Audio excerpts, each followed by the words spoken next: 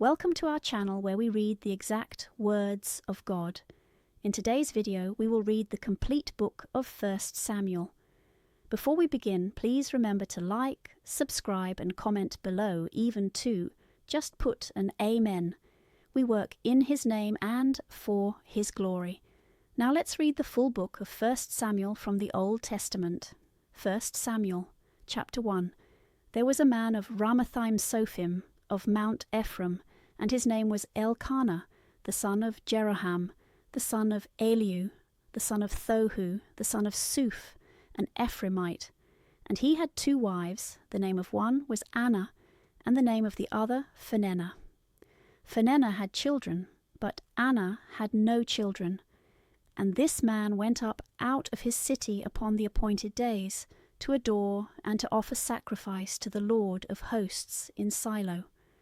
And the 2 sons of Heli, Ophni, and Phinehas were there priests of the Lord. Now the day came, and Elkanah offered sacrifice, and gave to Phinehah his wife, and to all her sons and daughters portions. But to Anna he gave 1 portion with sorrow, because he loved Anna. And the Lord had shut up her womb. Her rival also afflicted her, and troubled her exceedingly, insomuch that she upbraided her, that the Lord had shut up her womb. And thus she did every year when the time returned, that they went up to the temple of the Lord. And thus she provoked her. But Anna wept, and did not eat. Then Elkanah her husband said to her, Anna, why weepest thou? And why dost thou not eat? And why dost thou afflict thy heart? Am not I better to thee than 10 children? So Anna arose after she had eaten and drunk in Silo. And Heli the priest, sitting upon a stool before the door of the temple of the Lord. As Anna had her heart full of grief, she prayed to the Lord, shedding many tears, and she made a vow, saying, O Lord of hosts, if thou wilt look down on the affliction of thy servant, and wilt be mindful of me, and not forget thy handmaid, and wilt give to thy servant a man-child, I will give him to the Lord all the days of his life, and no razor shall come upon his head. And it came to pass, as she multiplied prayers before the Lord, that Heli observed her mouth. Now Anna spoke in her heart, and only her lips moved, but her voice was not heard at all. Heli therefore thought her to be drunk, and said to her, How long wilt thou be drunk? Digest a little the wine, of which thou hast taken too much. Anna answering said, Not so, my lord, for I am an exceeding unhappy woman, and have drunk neither wine nor any strong drink, but I have poured out my soul before the Lord. Count not thy handmaid for one of the daughters of Belial, for out of the abundance of my sorrow and grief have I spoken till now. Then Heli said to her, Go in peace, and the God of Israel grant thee thy petition, which thou hast asked of him. And she said, Would to God thy handmaid may find grace in thy eyes. So the woman went on her way, and ate, and her countenance was no more changed.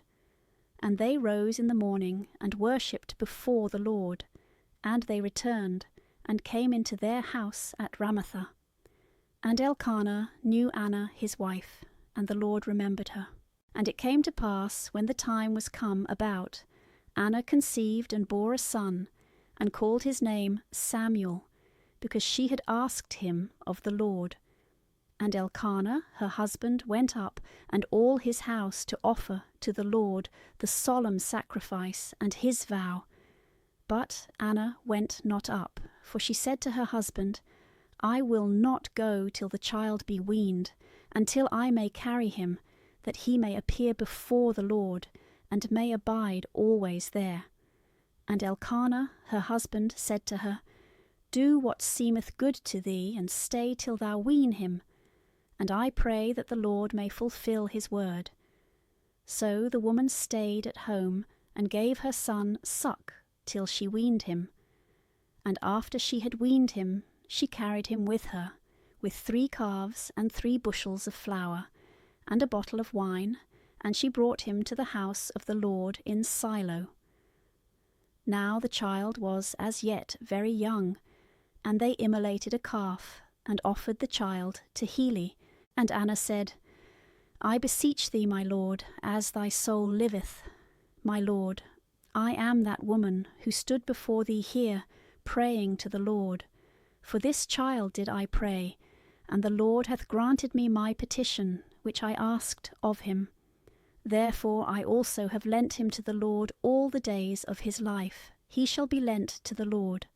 And they adored the Lord there. And Anna prayed, and said, 1 Samuel chapter 2. My heart hath rejoiced in the Lord, and my horn is exalted in my God.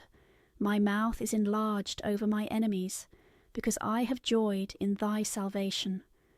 There is none holy as the Lord is, for there is no other beside thee, and there is none strong like our God. Do not multiply to speak lofty things. Boasting, let old matters depart from your mouth. For the Lord is a God of all knowledge, and to him are thoughts prepared. The bow of the mighty is overcome, and the weak are girt with strength. They that were full before have hired out themselves for bread, and the hungry are filled, so that the barren hath borne many, and she that had many children is weakened. The Lord killeth and maketh alive, he bringeth down to hell, and bringeth back again. The Lord maketh poor and maketh rich, he humbleth and he exalteth. He raiseth up the needy from the dust, and lifteth up the poor from the dunghill, that he may sit with princes, and hold the throne of glory. For the poles of the earth are the Lord's, and upon them he hath set the world. He will keep the feet of his saints, and the wicked shall be silent in darkness, because no man shall prevail by his own strength. The adversaries of the Lord shall fear him, and upon them shall he thunder in the heavens. The Lord shall judge the ends of the earth, and he shall give empire to his king, and shall exalt the horn of his Christ. And Elkanah went to Ramathah to his house, but the child ministered in the sight of the Lord before the face of Heli the priest. Now the sons of Heli were children of Belial, not knowing the Lord, nor the office of the priests to the people. But whosoever had offered a sacrifice, the servant of the priest came, while the flesh was in boiling, with a flesh hook of 3 teeth in his hand, and thrust it into the kettle, or into the cauldron, or into the pot, or into the pan. And all that the flesh hook brought up, the priest took to himself. Thus did they to all Israel that came to Silo. Also before they burnt the fat, the servant of the priest came, and said to the man that sacrificed, Give me flesh to boil for the priest, for I will not take of these sodden flesh, but raw. And he that sacrificed said to him, Let the fat first be burnt today, according to the custom, and then take to thee as much as thy soul desireth. But he answered, and said to him, Not so, but thou shalt give it me now, or else I will take it by force. Wherefore the sin of the young men was exceeding great before the Lord, because they withdrew men from the sacrifice of the Lord. But Samuel ministered before the face of the Lord, being a child girded with a linen ephod. And his mother made him a little coat, which she brought to him on the appointed days, when she went up with her husband, to offer the solemn sacrifice. And Heli blessed Elkanah and his wife, and he said to him, The Lord give thee seed of this woman, for the loan thou hast lent to the Lord.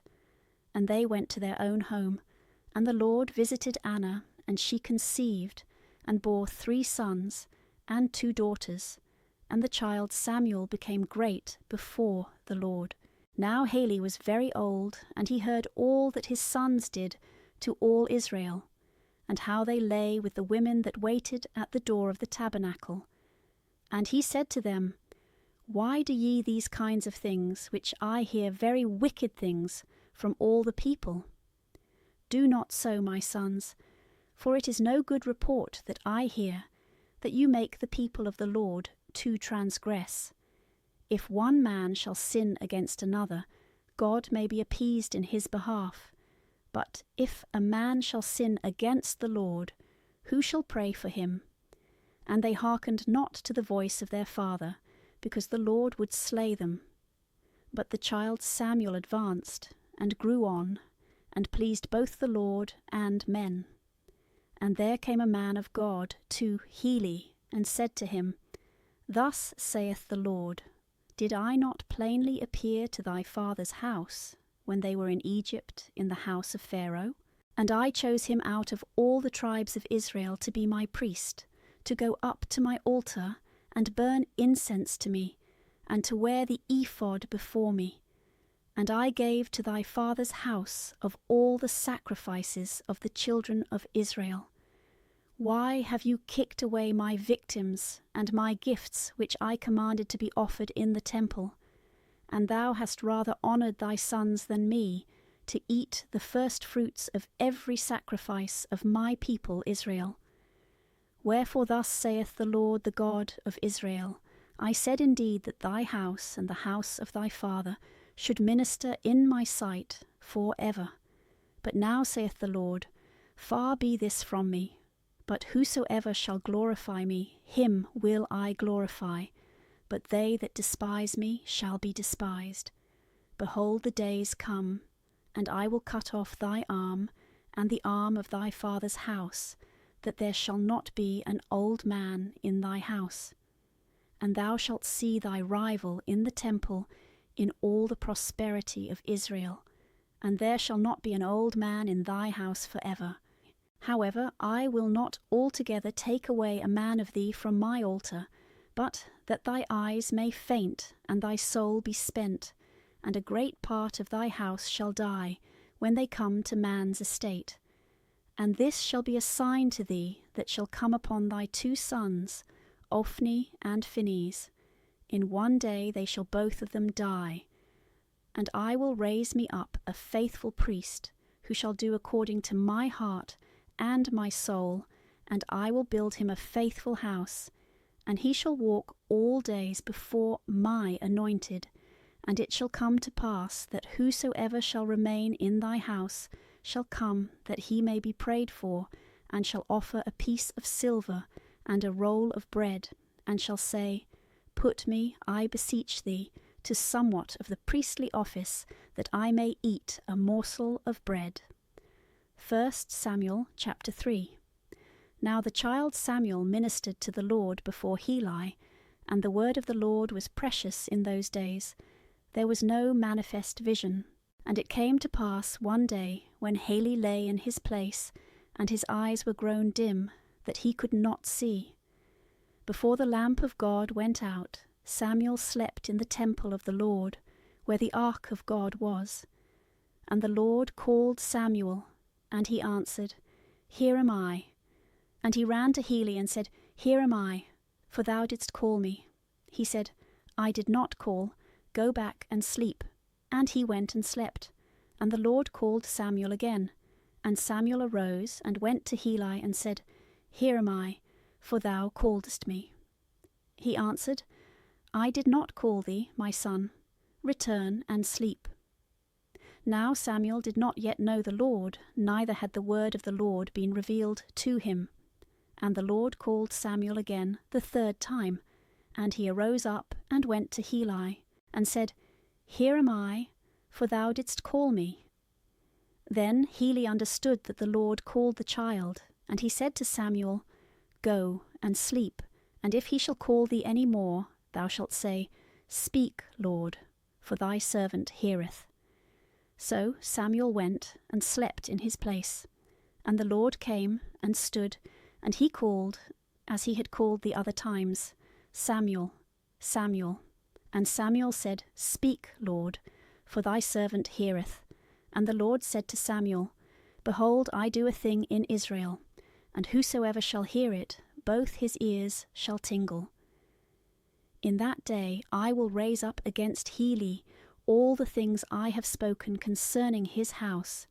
I will begin, and I will make an end.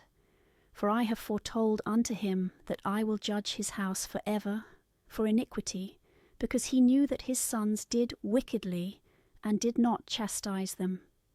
Therefore have I sworn to the house of Heli that the iniquity of his house shall not be expiated with victims nor offerings for ever. And Samuel slept till morning, and opened the doors of the house of the Lord. And Samuel feared to tell the vision to Heli. Then Heli called Samuel and said, Samuel, my son. And he answered, Here am I. And he asked him, What is the word that the Lord hath spoken to thee? I beseech thee, hide it not from me. May God do so and so to thee, and add so and so, if thou hide from me one word of all that was said to thee. So Samuel told him all the words, and did not hide them from him. And he answered, It is the Lord. Let him do what is good in his sight. And Samuel grew, and the Lord was with him, and not one of his words fell to the ground. And all Israel, from Dan to Besabe, knew that Samuel was a faithful prophet of the Lord. And the Lord again appeared in Silo, for the Lord revealed himself to Samuel in Silo, according to the word of the Lord. And the word of Samuel came to pass to all Israel. 1 Samuel chapter 4.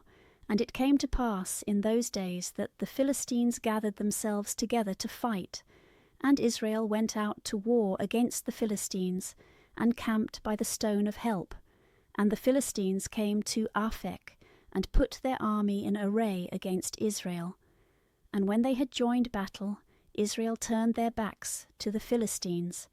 And there were slain in that fight, here and there in the fields, about 4,000 men. And the people returned to the camp, and the ancients of Israel said, Why hath the Lord defeated us today before the Philistines?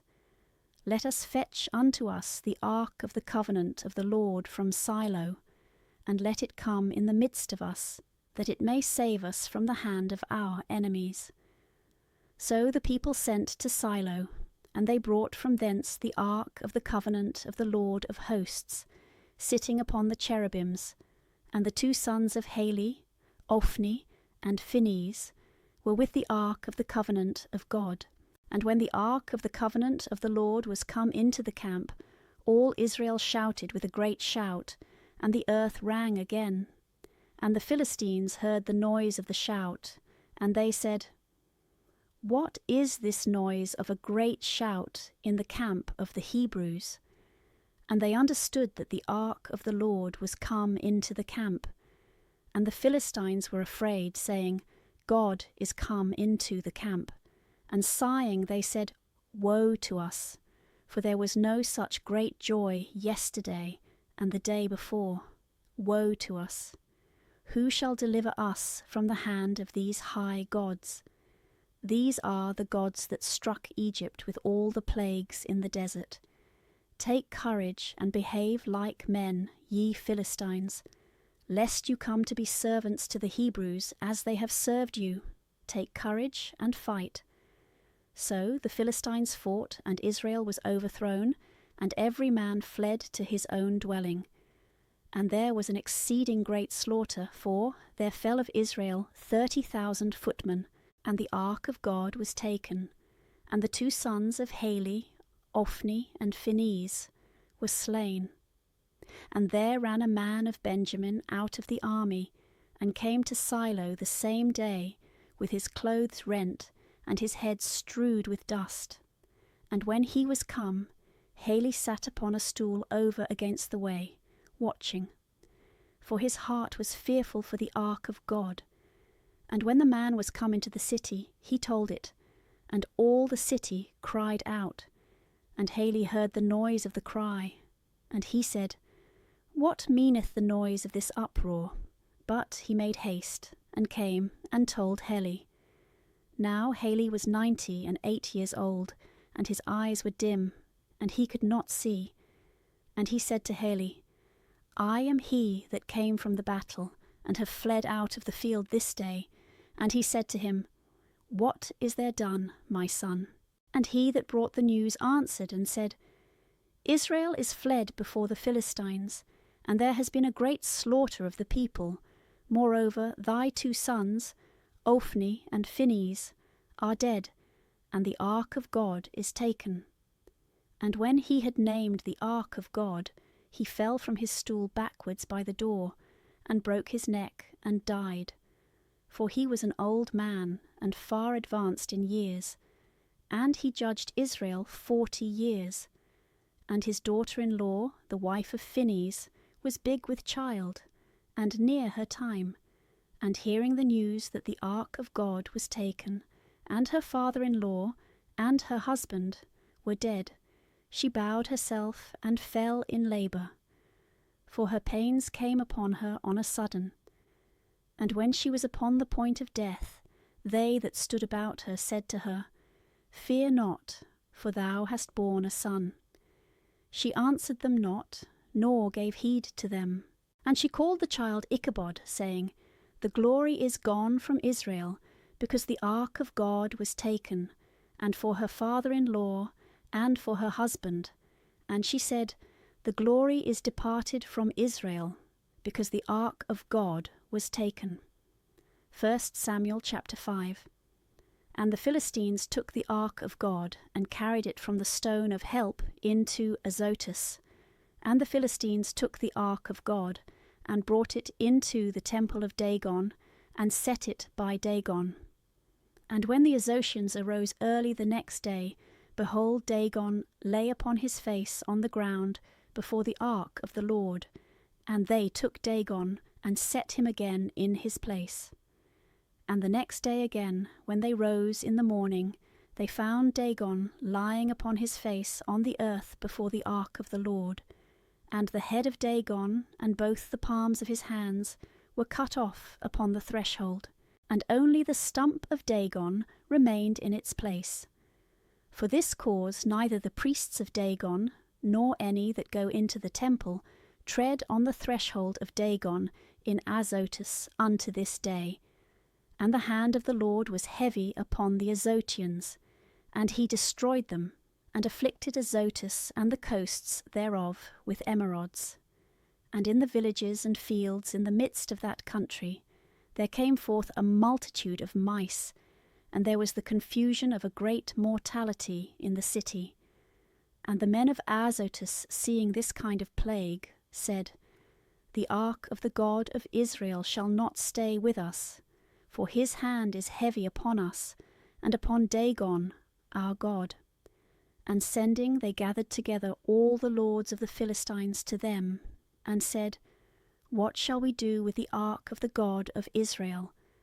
And the Gethites answered, Let the ark of the God of Israel be carried about. And they carried the ark of the God of Israel about. And while they were carrying it about, the hand of the Lord came upon every city with an exceeding great slaughter. And he smote the men of every city, both small and great, and they had emerods in their secret parts. And the Gethites consulted together, and made themselves seats of skins. Therefore they sent the ark of God into Acharon. And when the ark of God was come into Acharon, the Acharonites cried out, saying, They have brought the ark of the God of Israel to us, to kill us and our people. They sent therefore, and gathered together all the lords of the Philistines, and they said, Send away the ark of the God of Israel, and let it return into its own place, and not kill us and our people. For there was the fear of death in every city, and the hand of God was exceeding heavy. The men also that did not die were afflicted with the emerods, and the cry of every city went up to heaven. 1 Samuel chapter 6. Now the ark of God was in the land of the Philistines 7 months. And the Philistines called for the priests and the diviners, saying, What shall we do with the ark of the Lord? Tell us how we are to send it back to its place. And they said, If you send back the ark of the God of Israel, send it not away empty, but render unto him what you owe for sin, and then you shall be healed, and you shall know why his hand departeth not from you. They answered, What is it we ought to render unto him for sin? And they answered, According to the number of the provinces of the Philistines, you shall make 5 golden emerods, and 5 golden mice. For the same plague hath been upon you all, and upon your lords. And you shall make the likeness of your emerods, and the likeness of the mice, that have destroyed the land, and you shall give glory to the God of Israel, to see if he will take off his hand from you, and from your gods, and from your land. Why do you harden your hearts, as Egypt and Pharaoh hardened their hearts? Did not he, after he was struck, then let them go, and they departed? Now therefore take and make a new cart, and 2 kine that have calved, on which there hath come no yoke, tie to the cart, and shut up their calves at home. And you shall take the ark of the Lord, and lay it on the cart, and the vessels of gold, which you have paid him for sin, you shall put into a little box at the side thereof, and send it away, that it may go. And you shall look, and if it go up by the way of his own coasts, towards Bethsames, then he hath done us this great evil. But if not, we shall know that it is not his hand hath touched us, but it hath happened by chance. They did therefore in this manner, and taking 2 kine that had sucking calves, they yoked them to the cart, and shut up their calves at home. And they laid the ark of God upon the cart, and the little box that had in it the golden mice, and the likeness of the emerods. And the kine took the straight way, that leadeth to Bethsames, and they went along the way, lowing as they went, and turned not aside neither to the right hand nor to the left. And the lords of the Philistines followed them as far as the borders of Bethsames. Now the Bethsamites were reaping wheat in the valley, and lifting up their eyes, they saw the ark, and rejoiced to see it. And the cart came into the field of Josue, a Bethsamite, and stood there. And there was a great stone, and they cut in pieces the wood of the cart, and laid the kine upon it, a holocaust to the Lord. And the Levites took down the ark of God, and the little box that was at the side of it, wherein were the vessels of gold, and they put them upon the great stone. The men also of Bethsames offered holocausts, and sacrificed victims that day to the Lord. And the 5 princes of the Philistines saw, and they returned to Acharon the same day. And these are the golden emerods, which the Philistines returned for sin to the Lord, for Azotus 1, for Gaza 1, for Askelon 1, for Geth 1, for Acharon 1, and the golden mice, according to the number of the cities of the Philistines, of the 5 provinces, from the fenced city to the village that was without wall, and to the great Abel, the stone, whereon they set down the ark of the Lord, which was till that day in the field of Josue the Bethsamite. But he slew of the men of Bethsames, because they had seen the ark of the Lord, and he slew of the people 70 men, and 50,000 of the common people. And the people lamented, because the Lord had smitten the people with a great slaughter. And the men of Bethsames said, Who shall be able to stand before the Lord, this holy God? And to whom shall he go up from us? And they sent messengers to the inhabitants of Kiriath-jearim, saying, The Philistines have brought back the ark of the Lord. Come ye down, and fetch it up to you. 1 Samuel chapter 7. And the men of Kiriath-jearim came, and fetched up the ark of the Lord, and carried it into the house of Abinadab in Gabaa. And they sanctified Eleazar, his son, to keep the ark of the Lord. And it came to pass that from the day the ark of the Lord abode in Kiriath-jearim, days were multiplied, for it was now the 20th year, and all the house of Israel rested, following the Lord. And Samuel spoke to all the house of Israel, saying, If you turn to the Lord with all your heart, put away the strange gods from among you, Baalim and Astaroth, and prepare your hearts unto the Lord, and serve him only, and he will deliver you out of the hand of the Philistines. Then the children of Israel put away Baalim and Ashtaroth, and served the Lord only. And Samuel said, Gather all Israel to Masphath, that I may pray to the Lord for you. And they gathered together to Masphath, and they drew water, and poured it out before the Lord. And they fasted on that day, and they said there, We have sinned against the Lord. And Samuel judged the children of Israel in Masphath.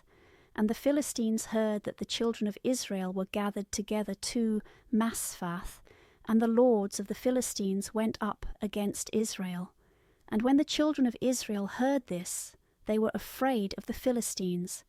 And they said to Samuel, Cease not to cry to the Lord our God for us, that he may save us out of the hand of the Philistines. And Samuel took a sucking lamb, and offered it whole for a holocaust to the Lord.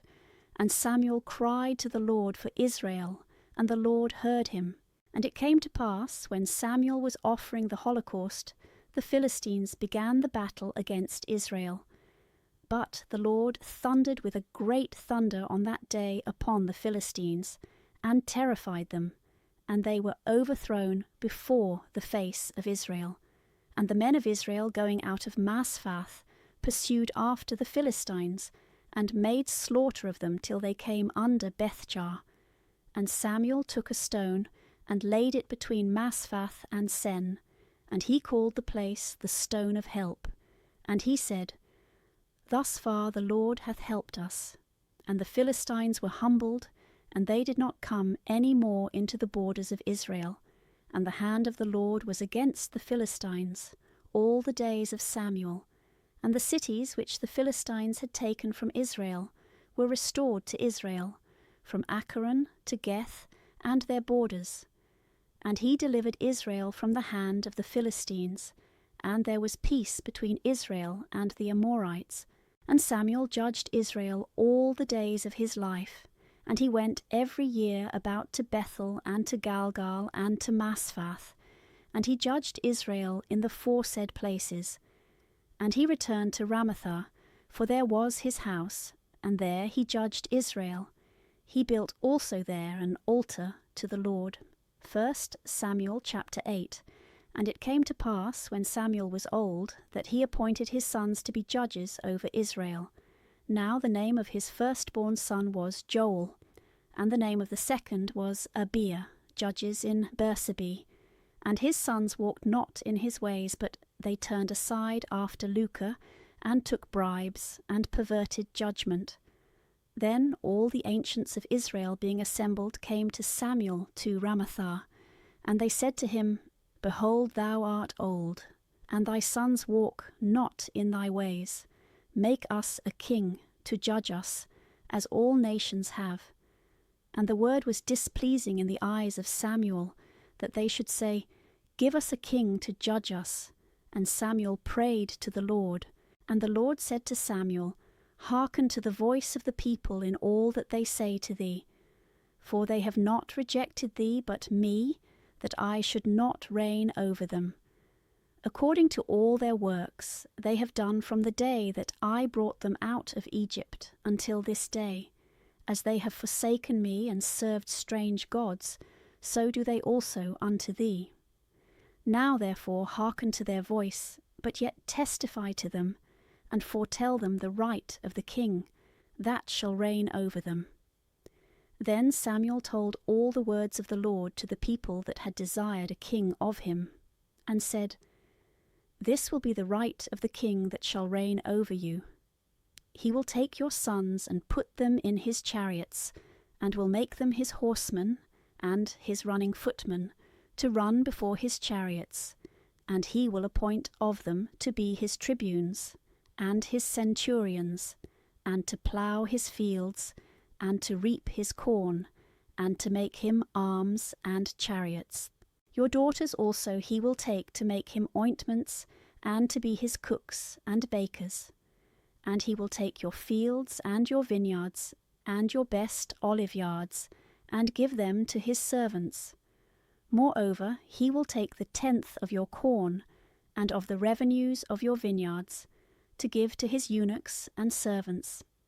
Your servants also and handmaids, and your goodliest young men, and your asses, he will take away, and put them to his work. Your flocks also he will tithe, and you shall be his servants. And you shall cry out in that day from the face of the king, whom you have chosen to yourselves. And the Lord will not hear you in that day, because you desired unto yourselves a king. But the people would not hear the voice of Samuel, and they said, Nay, but there shall be a king over us, and we also will be like all nations. And our king shall judge us, and go out before us, and fight our battles for us.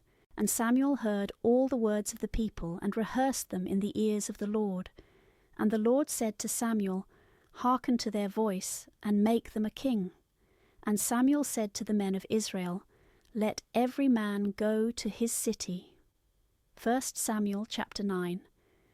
Now there was a man of Benjamin, whose name was Cis, the son of Abiel, the son of Seror, the son of Bechorath, the son of Aphia, the son of a man of Gemini, valiant and strong.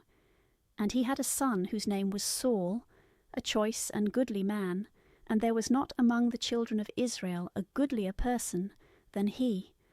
From his shoulders and upward he appeared above all the people. And the asses of Cis, Saul's father, were lost. And Cis said to his son Saul, Take one of the servants with thee, and arise, go, and seek the asses. And when they had passed through Mount Ephraim, and through the land of Salisa, and had not found them, they passed also through the land of Salim, and they were not there, and through the land of Gemini, and found them not. And when they were come to the land of Suph, Saul said to the servant that was with him, Come, let us return, lest perhaps my father forget the asses, and be concerned for us. And he said to him, Behold, there is a man of God in this city, a famous man. All that he saith cometh certainly to pass. Now therefore let us go thither, perhaps he may tell us of our way, for which we are come. And Saul said to his servant, Behold, we will go, but what shall we carry to the man of God? The bread is spent in our bags, and we have no present to make to the man of God, nor anything at all. The servant answered Saul again, and said, Behold, there is found in my hand the 4th part of a sicle of silver. Let us give it to the man of God, that he may tell us our way. Now in time past in Israel, when a man went to consult God, he spoke thus, Come, let us go to the seer. For he that is now called a prophet, in time past was called a seer.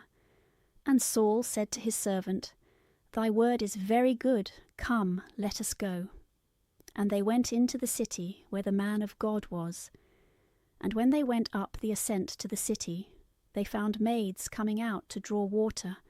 And they said to them, Is the seer here? They answered and said to them, He is. Behold, he is before you. Make haste now, for he came today into the city, for there is a sacrifice of the people today in the high place.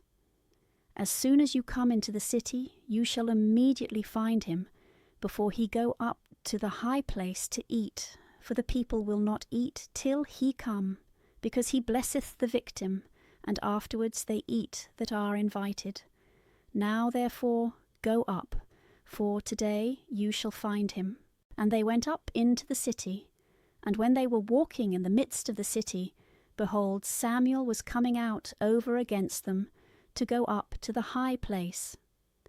Now the Lord had revealed to the ear of Samuel the day before Saul came, saying, Tomorrow, about this same hour, I will send thee a man of the land of Benjamin, and thou shalt anoint him to be ruler over my people, Israel. And he shall save my people out of the hand of the Philistines. For I have looked down upon my people, because their cry is come to me. And when Samuel saw Saul, the Lord said to him, Behold the man of whom I spoke to thee, this man shall reign over my people. And Saul came to Samuel in the midst of the gate, and said, Tell me, I pray thee, where is the house of the seer? And Samuel answered Saul, saying, I am the seer. Go up before me to the high place, that you may eat with me today, and I will let thee go in the morning, and tell thee all that is in thy heart. And as for the asses, which were lost 3 days ago, be not solicitous, because they are found.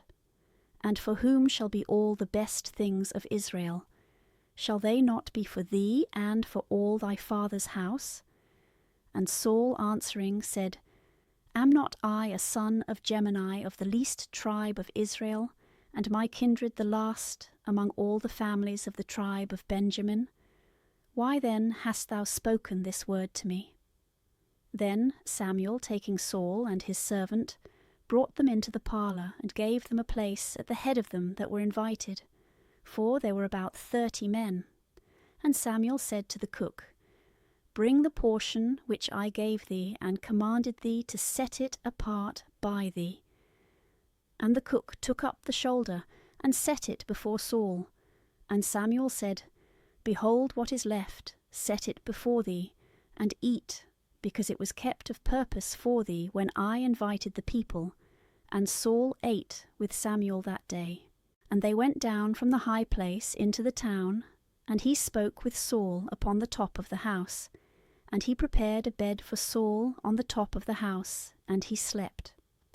And when they were risen in the morning, and it began now to be light, Samuel called Saul on the top of the house, saying, Arise, that I may let thee go. And Saul arose, and they went out both of them, to wit, he and Samuel. And as they were going down in the end of the city, Samuel said to Saul, Speak to the servant to go before us, and pass on, but stand thou still a while, that I may tell thee the word of the Lord. 1 Samuel chapter 10. And Samuel took a little vial of oil, and poured it upon his head, and kissed him, and said, Behold, the Lord hath anointed thee to be prince over his inheritance, and thou shalt deliver his people out of the hands of their enemies that are round about them. And this shall be a sign unto thee, that God hath anointed thee to be prince. When thou shalt depart from me this day, thou shalt find 2 men by the sepulchre of Rachel in the borders of Benjamin, to the south, and they shall say to thee, The asses are found which thou wentest to seek. And thy father, thinking no more of the asses, is concerned for you, and saith, What shall I do for my son? And when thou shalt depart from thence, and go farther on, and shalt come to the oak of Thabor, there shall meet thee 3 men going up to God to Bethel, one carrying 3 kids, and another 3 loaves of bread, and another carrying a bottle of wine. And they will salute thee, and will give thee 2 loaves, and thou shalt take them at their hand. After that thou shalt come to the hill of God, where the garrison of the Philistines is. And when thou shalt be come there into the city, thou shalt meet a company of prophets coming down from the high place, with a psaltery, and a timbrel, and a pipe, and a harp before them, and they shall be prophesying. And the Spirit of the Lord shall come upon thee, and thou shalt prophesy with them, and shalt be changed into another man. When therefore these signs shall happen to thee, do whatsoever thy hand shall find, for the Lord is with thee. And thou shalt go down before me to Galgal, for I will come down to thee, that thou mayest offer an oblation and sacrifice victims of peace. 7 days shalt thou wait, till I come to thee, and I will show thee what thou art to do. So when he had turned his back to go from Samuel, God gave unto him another heart, and all these things came to pass that day. And they came to the foresaid hill, and behold, a company of prophets met him, and the Spirit of the Lord came upon him, and he prophesied in the midst of them. And all that had known him yesterday and the day before seeing that he was with the prophets, and prophesied, said to each other, What is this that hath happened to the son of Cis? Is Saul also among the prophets? And one answered another, saying, And who is their father? Therefore it became a proverb, Is Saul also among the prophets? And when he had made an end of prophesying, he came to the high place. And Saul's uncle said to him, and to his servant, Whither went you? They answered, To seek the asses, and not finding them, we went to Samuel. And his uncle said to him, Tell me what Samuel said to thee. And Saul said to his uncle, He told us that the asses were found, but of the matter of the kingdom of which Samuel had spoken to him, he told him not. And Samuel called together the people to the Lord in Massah, and he said to the children of Israel, Thus saith the Lord, the God of Israel, I brought up Israel out of Egypt, and delivered you from the hand of the Egyptians, and from the hand of all the kings who afflicted you. But you this day have rejected your God, who only hath saved you out of all your evils and your tribulations. And you have said, Nay, but set a king over us. Now therefore stand before the Lord by your tribes, and by your families. And Samuel brought to him all the tribes of Israel, and the lot fell on the tribe of Benjamin. And he brought the tribe of Benjamin and the kindreds thereof, and the lot fell upon the kindred of Matri, and it came to Saul, the son of Cis. They sought him therefore, and he was not found. And after this they consulted the Lord whether he would come thither. And the Lord answered, Behold, he is hidden at home. And they ran and fetched him thence, and he stood in the midst of the people, and he was higher than any of the people from the shoulders and upward. And Samuel said to all the people, Surely you see him whom the Lord hath chosen, that there is none like him among all the people. And all the people cried and said, God save the king. And Samuel told the people the law of the kingdom, and wrote it in a book, and laid it up before the Lord. And Samuel sent away all the people, every one to his own house. Saul also departed to his own house in Gabaa, and there went with him a part of the army, whose hearts God had touched. But the children of Belial said, Shall this fellow be able to save us? And they despised him, and brought him no presents. But he dissembled as though he heard not. 1 Samuel chapter 11. And it came to pass about a month after this, that Naas the Ammonite came up, and began to fight against Jabez Gilead. And all the men of Jabez said to Naas, Make a covenant with us, and we will serve thee.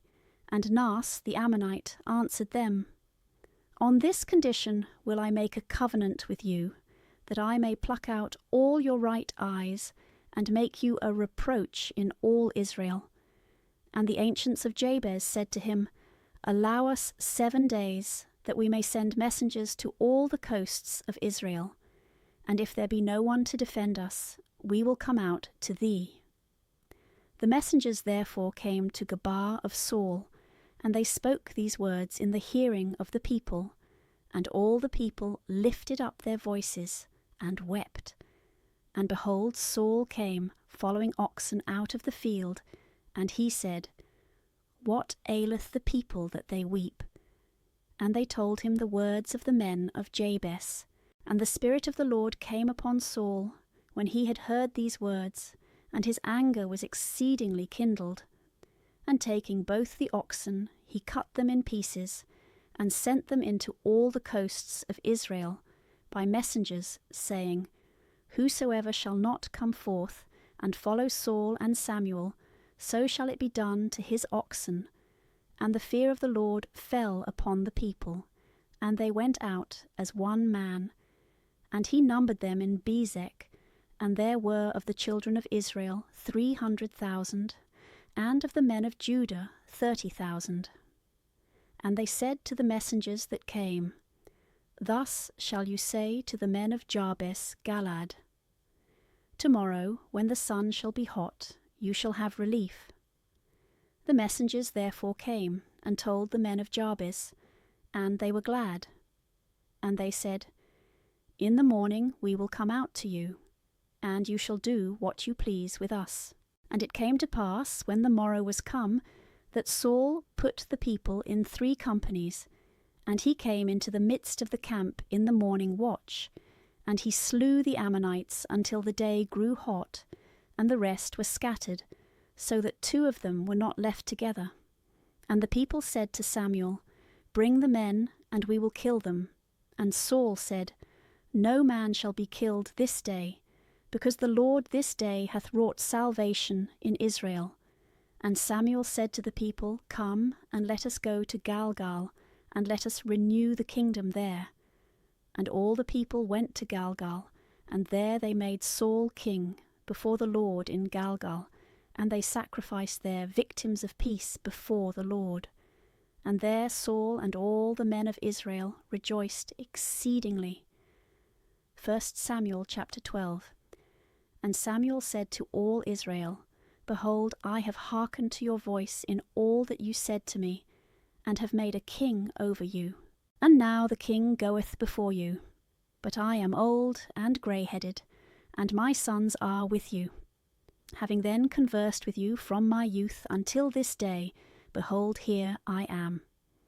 Speak of me before the Lord, and before his anointed, whether I have taken any man's ox or ass, if I have wronged any man, if I have oppressed any man, if I have taken a bribe at any man's hand, and I will despise it this day, and will restore it to you. And they said, Thou hast not wronged us, nor oppressed us, nor taken aught at any man's hand. And he said to them, The Lord is witness against you, and his anointed is witness this day, that you have not found anything in my hand. And they said, He is witness. And Samuel said to the people, It is the Lord who made Moses and Aaron, and brought our fathers out of the land of Egypt. Now therefore stand up, that I may plead in judgment against you before the Lord, concerning all the kindness of the Lord, which he hath shown to you and to your fathers, how Jacob went into Egypt, and your fathers cried to the Lord. And the Lord sent Moses and Aaron, and brought your fathers out of Egypt, and made them dwell in this place. And they forgot the Lord their God, and he delivered them into the hands of Sisera, captain of the army of Hasor, and into the hands of the Philistines, and into the hand of the king of Moab, and they fought against them. But afterwards they cried to the Lord, and said, We have sinned, because we have forsaken the Lord, and have served Baalim and Ashtaroth. But now deliver us from the hand of our enemies, and we will serve thee. And the Lord sent Jerubbaal, and Bardan, and Jephthah, and Samuel, and delivered you from the hand of your enemies round about, and you dwelt securely. But seeing that Naas, king of the children of Ammon, was come against you, you said to me, Nay, but a king shall reign over us, whereas the Lord your God was your king. Now therefore your king is here, whom you have chosen and desired. Behold, the Lord hath given you a king. If you will fear the Lord, and serve him, and hearken to his voice, and not provoke the mouth of the Lord, then shall both you and the king who reigneth over you be followers of the Lord your God. But if you will not hearken to the voice of the Lord, but will rebel against his words, the hand of the Lord shall be upon you, and upon your fathers. Now then stand, and see this great thing which the Lord will do in your sight. Is it not wheat harvest today? I will call upon the Lord, and he shall send thunder and rain, and you shall know and see that you yourselves have done a great evil in the sight of the Lord, in desiring a king over you. And Samuel cried unto the Lord, and the Lord sent thunder and rain that day. And all the people greatly feared the Lord and Samuel. And all the people said to Samuel, Pray for thy servants to the Lord thy God, that we may not die, for we have added to all our sins this evil, to ask for a king. And Samuel said to the people, Fear not, you have done all this evil, but yet depart not from following the Lord, but serve the Lord with all your heart, and turn not aside after vain things, which shall never profit you, nor deliver you, because they are vain. And the Lord will not forsake his people for his great name's sake, because the Lord hath sworn to make you his people. And far from me be this sin against the Lord, that I should cease to pray for you, and I will teach you the good and right way. Therefore fear the Lord, and serve him in truth, and with your whole heart, for you have seen the great works which he hath done among you. But if you will still do wickedly, both you and your king shall perish together. 1 Samuel chapter 13. Saul was a child of 1 year when he began to reign, and he reigned 2 years over Israel. And Saul chose him 3,000 men of Israel, and 2,000 were with Saul in Machmas and in Mount Bethel, and 1,000 with Jonathan in Gabaa of Benjamin, and the rest of the people he sent back every man to their dwellings. And Jonathan smote the garrison of the Philistines which was in Gabaa. And when the Philistines had heard of it, Saul sounded the trumpet over all the land, saying, Let the Hebrews hear. And all Israel heard this report, Saul hath smitten the garrison of the Philistines. And Israel took courage against the Philistines. And the people were called together after Saul to Galgal. The Philistines also were assembled to fight against Israel, 30,000 chariots, and 6,000 horsemen, and a multitude of people besides, like the sand on the seashore for number. And going up, they camped in Machmas, at the east of Bethaven. And when the men of Israel saw that they were straitened, for the people were distressed, they hid themselves in caves, and in thickets, and in rocks, and in dens, and in pits. And some of the Hebrews passed over the Jordan into the land of Gad and Galaad. And when Saul was yet in Galgal, all the people that followed him were greatly afraid. And he waited 7 days according to the appointment of Samuel. And Samuel came not to Galgal, and the people slipped away from him. Then Saul said, Bring me the holocaust and the peace offerings. And he offered the holocaust. And when he had made an end of offering the holocaust, behold, Samuel came. And Saul went forth to meet him and salute him. And Samuel said to him, What hast thou done?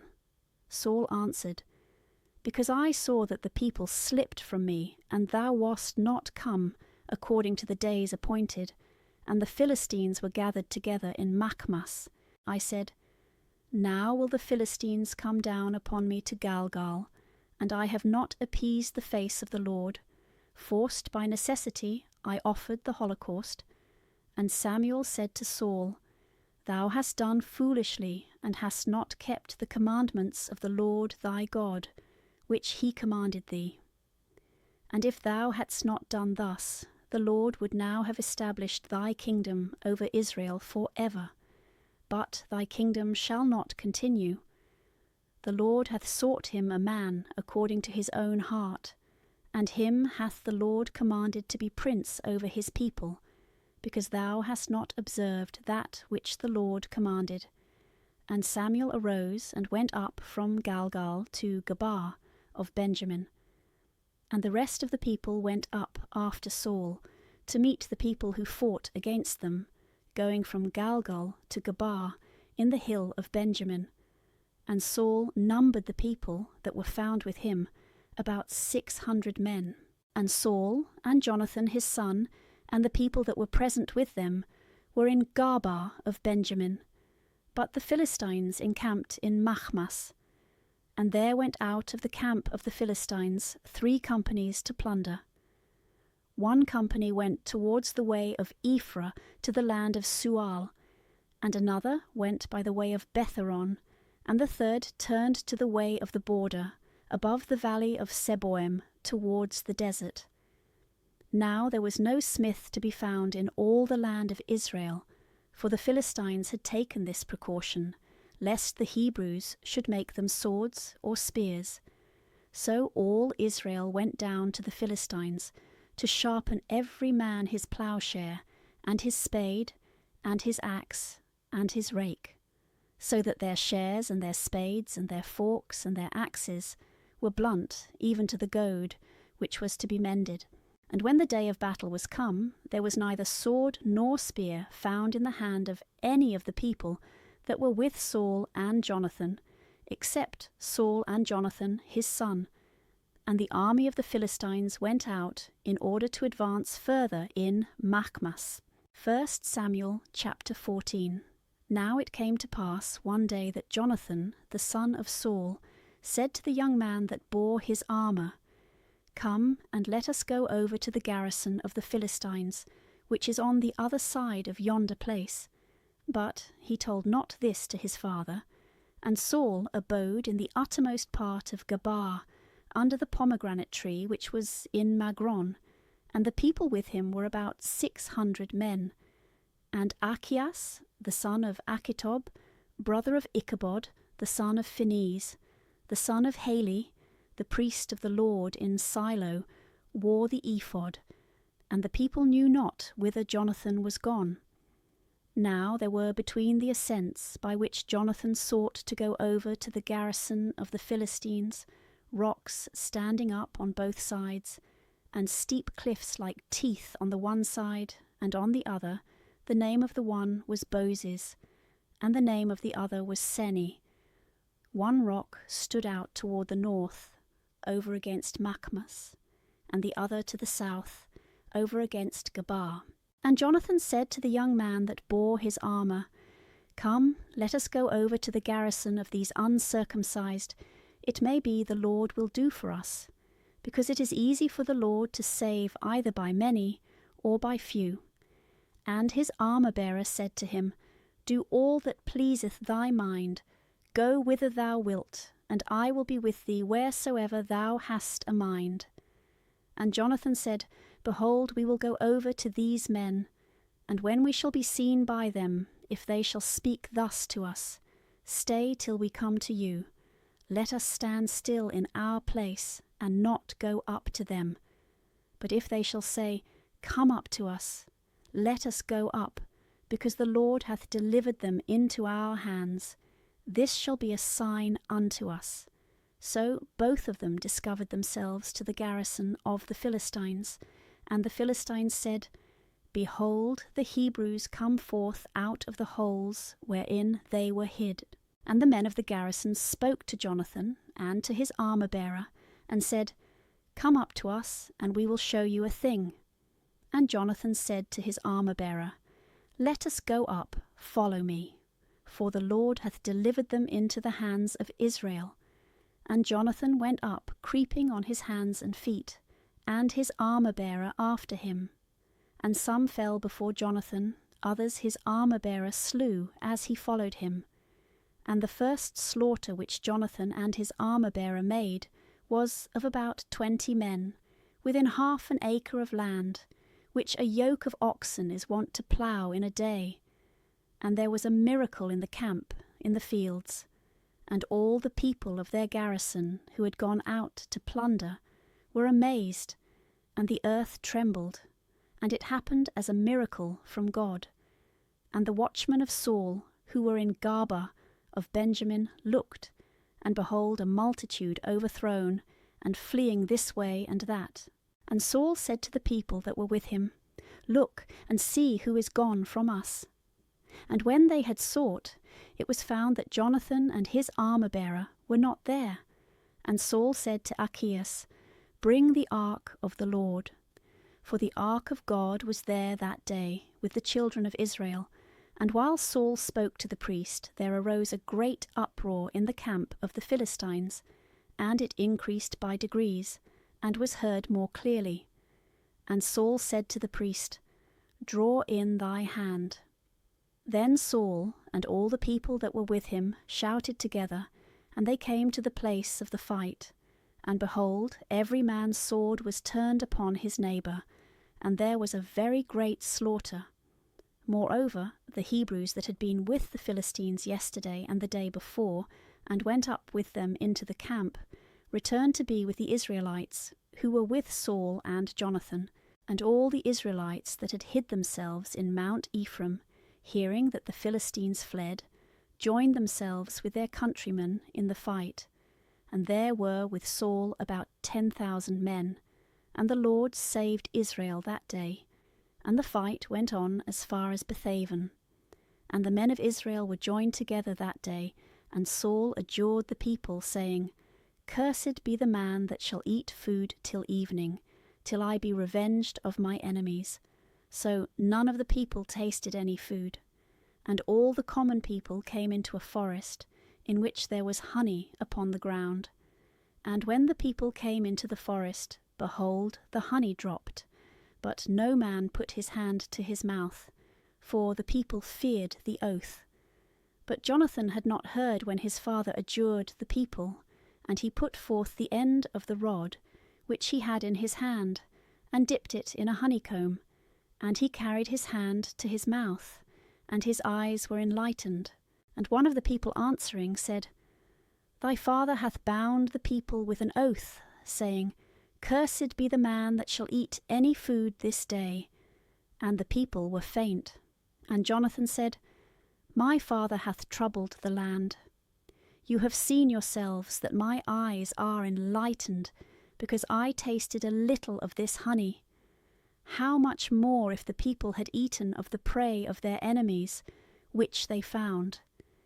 Had there not been made a greater slaughter among the Philistines? So they smote that day the Philistines, from Machmas to Ayalon. And the people were wearied exceedingly, and falling upon the spoils, they took sheep and oxen and calves, and slew them on the ground, and the people ate them with the blood. And they told Saul that the people had sinned against the Lord, eating with the blood. And he said, You have transgressed. Roll here to me now a great stone. And Saul said, Disperse yourselves among the people, and tell them to bring me every man his ox and his ram, and slay them upon this stone, and eat, and you shall not sin against the Lord in eating with the blood. So all the people brought every man his ox with him till the night, and slew them there. And Saul built an altar to the Lord, and he then first began to build an altar to the Lord. And Saul said, Let us fall upon the Philistines by night, and destroy them till the morning light, and let us not leave a man of them. And the people said, Do all that seemeth good in thy eyes. And the priest said, Let us draw near hither unto God. And Saul consulted the Lord, Shall I pursue after the Philistines? Wilt thou deliver them into the hands of Israel? And he answered him not that day. And Saul said, Bring hither all the corners of the people, and know, and see by whom this sin hath happened today. As the Lord liveth, who is the Saviour of Israel, if it was done by Jonathan my son, he shall surely die. In this none of the people gainsayed him, and he said to all Israel, Be you on one side, and I, with Jonathan my son, will be on the other side. And the people answered Saul, Do what seemeth good in thy eyes. And Saul said to the Lord, O Lord God of Israel, give a sign by which we may know what the meaning is, that thou answerest not thy servant today. If this iniquity be in me or in my son Jonathan, give a proof. Or if this iniquity be in thy people, give holiness. And Jonathan and Saul were taken, and the people escaped. And Saul said, Cast lots between me and Jonathan my son. And Jonathan was taken. And Saul said to Jonathan, Tell me what thou hast done. And Jonathan told him, and said, I did but taste a little honey with the end of the rod, which was in my hand, and behold, I must die. And Saul said, May God do so and so to me, and add still more, for dying thou shalt die, O Jonathan. And the people said to Saul, Shall Jonathan then die, who hath wrought this great salvation in Israel? This must not be. As the Lord liveth, there shall not one hair of his head fall to the ground, for he hath wrought with God this day. So the people delivered Jonathan, that he should not die. And Saul went back, and did not pursue after the Philistines, and the Philistines went to their own places. And Saul, having his kingdom established over Israel, fought against all his enemies round about, against Moab, and against the children of Ammon, and Edom, and the kings of Soba, and the Philistines, and whithersoever he turned himself, he overcame. And gathering together an army, he defeated Amalek, and delivered Israel from the hand of them that spoiled them. And the sons of Saul were Jonathan, and Jesui, and Melchishua, and the names of his 2 daughters. The name of the firstborn was Merob, and the name of the younger Michal. And the name of Saul's wife was Achinoam, the daughter of Achimaas. And the name of the captain of his army was Abner, the son of Ner, the cousin german of Saul. For Cis was the father of Saul, and Ner, the father of Abner, was son of Abiel. And there was a great war against the Philistines all the days of Saul. 1 Samuel chapter 15. And Samuel said to Saul, The Lord sent me to anoint thee king over his people, Israel. Now therefore hearken thou unto the voice of the Lord. Thus saith the Lord of hosts, I have reckoned up all that Amalek hath done to Israel, how he opposed them in the way when they came up out of Egypt. Now therefore go and smite Amalek, and utterly destroy all that he hath.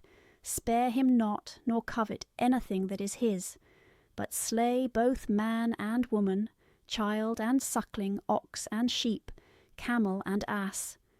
So Saul commanded the people, and numbered them as lambs, 200,000 footmen, and 10,000 of the men of Judah.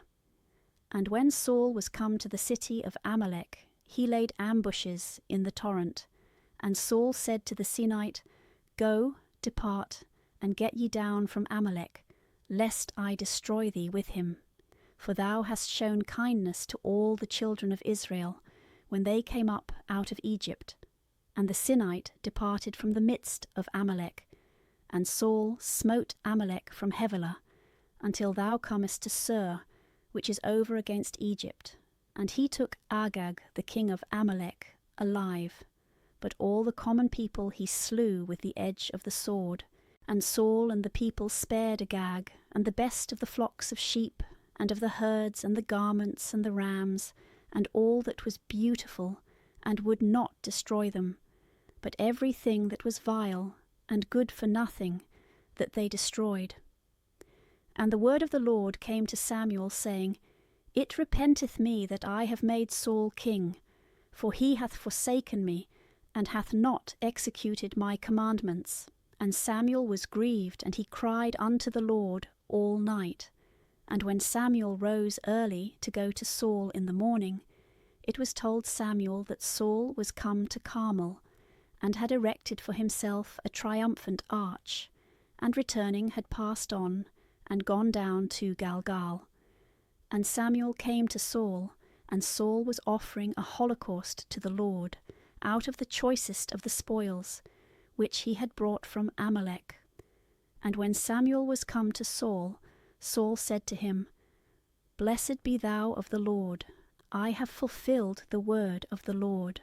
And Samuel said, What meaneth then this bleating of the flocks, which soundeth in my ears, and the lowing of the herds, which I hear? And Saul said, They have brought them from Amalek, for the people spared the best of the sheep and of the herds, that they might be sacrificed to the Lord thy God, but the rest we have slain. And Samuel said to Saul, Suffer me, and I will tell thee what the Lord hath said to me this night. And he said to him, Speak. And Samuel said, When thou wast a little one in thy own eyes, wast thou not made the head of the tribes of Israel? And the Lord anointed thee to be king over Israel. And the Lord sent thee on the way, and said, Go and kill the sinners of Amalek, and thou shalt fight against them until thou hast utterly destroyed them. Why then didst thou not hearken to the voice of the Lord, but hast turned to the prey, and hast done evil in the eyes of the Lord? And Saul said to Samuel, Yea, I have hearkened to the voice of the Lord, and have walked in the way by which the Lord sent me, and have brought Agag, the king of Amalek, and Amalek I have slain. But the people took of the spoils, sheep and oxen, as the first fruits of those things that were slain, to offer sacrifice to the Lord their God in Galgal.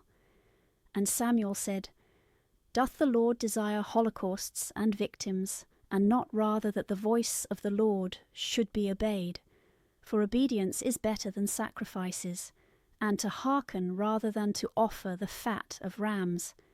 Because it is like the sin of witchcraft to rebel, and like the crime of idolatry to refuse to obey. Forasmuch, therefore, as thou hast rejected the word of the Lord hath also rejected thee from being king. And Saul said to Samuel, I have sinned, because I have transgressed the commandment of the Lord, and thy words, fearing the people, and obeying their voice.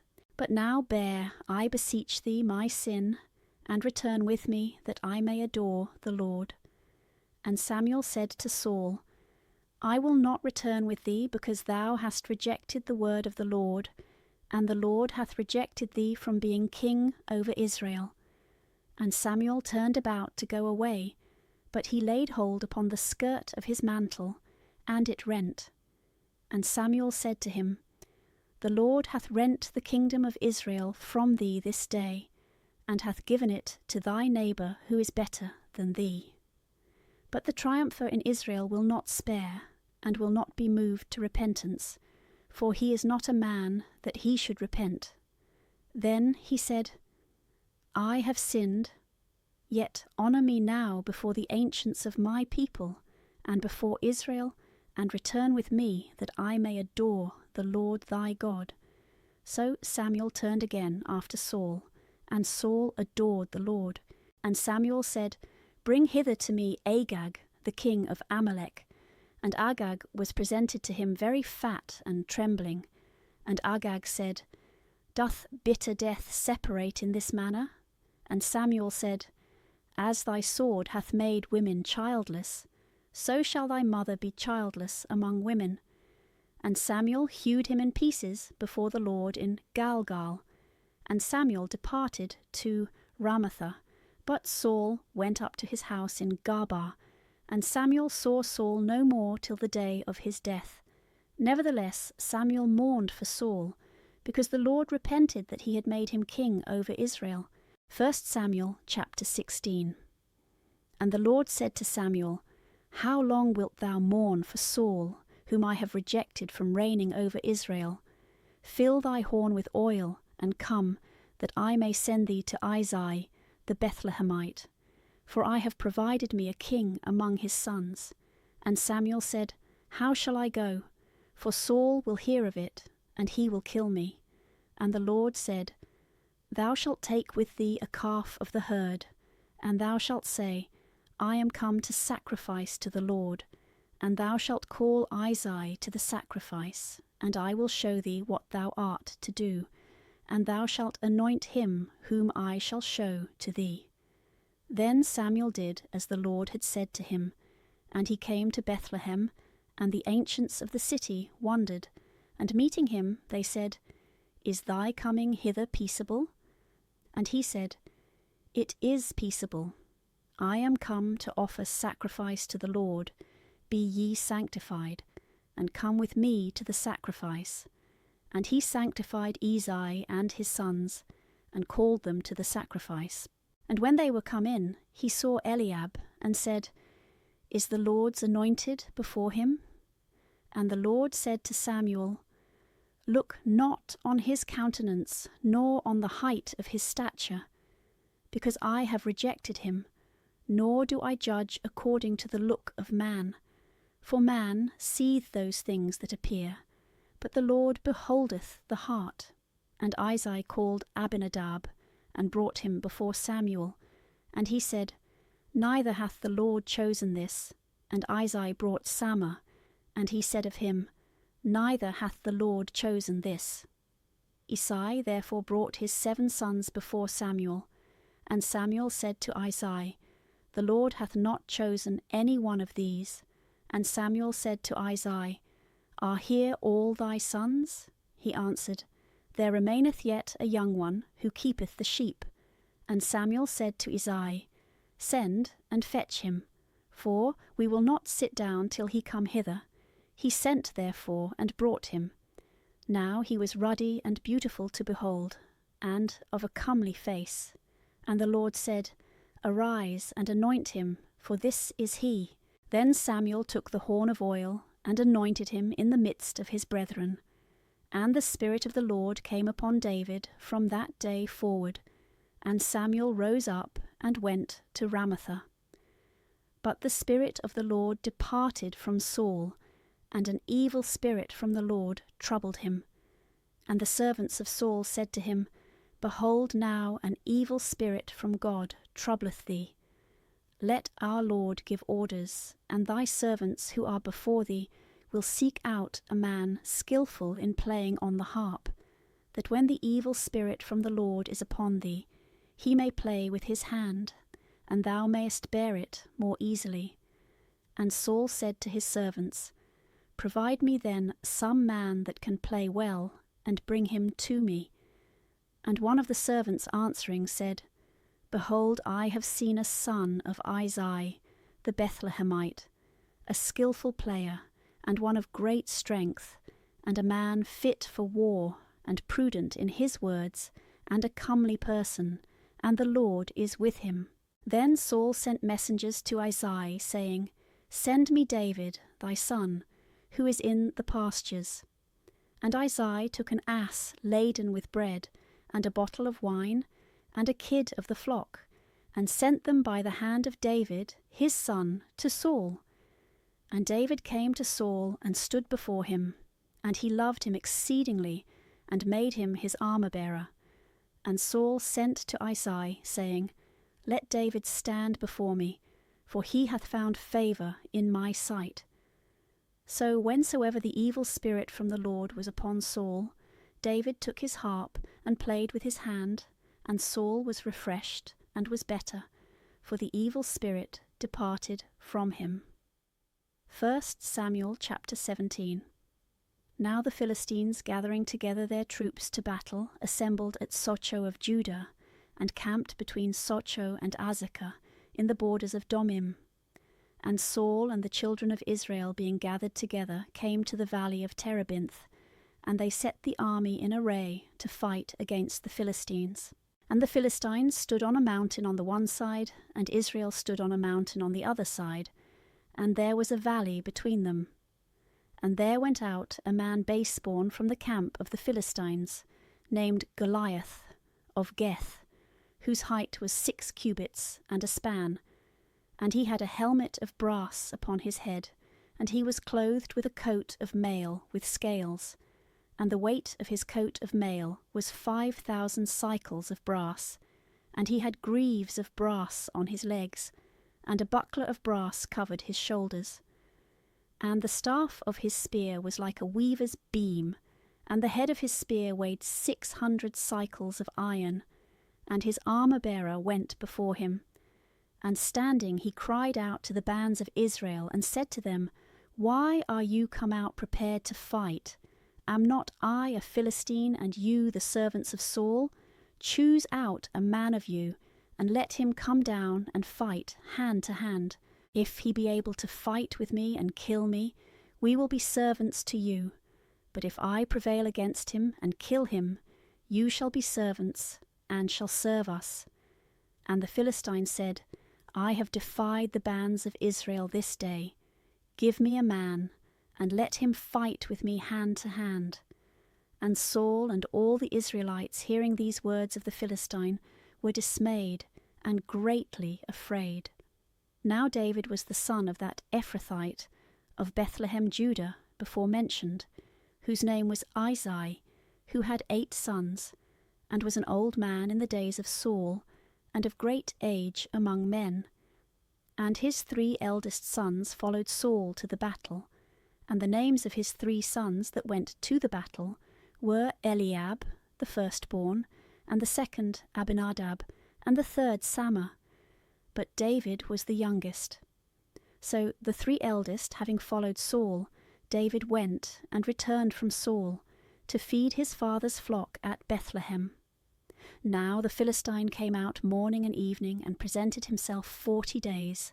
And Isai said to David, his son, Take for thy brethren an ephah of frumenti, and these 10 loaves, and run to the camp to thy brethren, and carry these 10 little cheeses to the tribune, and go see thy brethren, if they are well, and learn with whom they are placed. But Saul, and they, and all the children of Israel, were in the valley of Terebinth, fighting against the Philistines. David therefore arose in the morning, and gave the charge of the flock to the keeper, and went away loaded, as Isai had commanded him. And he came to the place of Magala, and to the army which was going out to fight, and shouted for the battle. For Israel had put themselves in array, and the Philistines who stood against them were prepared. And David, leaving the vessels which he had brought, under the care of the keeper of the baggage, ran to the place of the battle, and asked if all things went well with his brethren. And as he talked with them, that base-born man, whose name was Goliath, the Philistine, of Geth, showed himself coming up from the camp of the Philistines. And he spoke according to the same words, and David heard them, and all the Israelites, when they saw the man, fled from his face, fearing him exceedingly. And someone of Israel said, Have you seen this man that is come up? For he is come up to defy Israel. And the man that shall slay him, the king will enrich with great riches, and will give him his daughter, and will make his father's house free from tribute in Israel. And David spoke to the men that stood by him, saying, What shall be given to the man that shall kill this Philistine, and shall take away the reproach from Israel? For who is this uncircumcised Philistine, that he should defy the armies of the living God?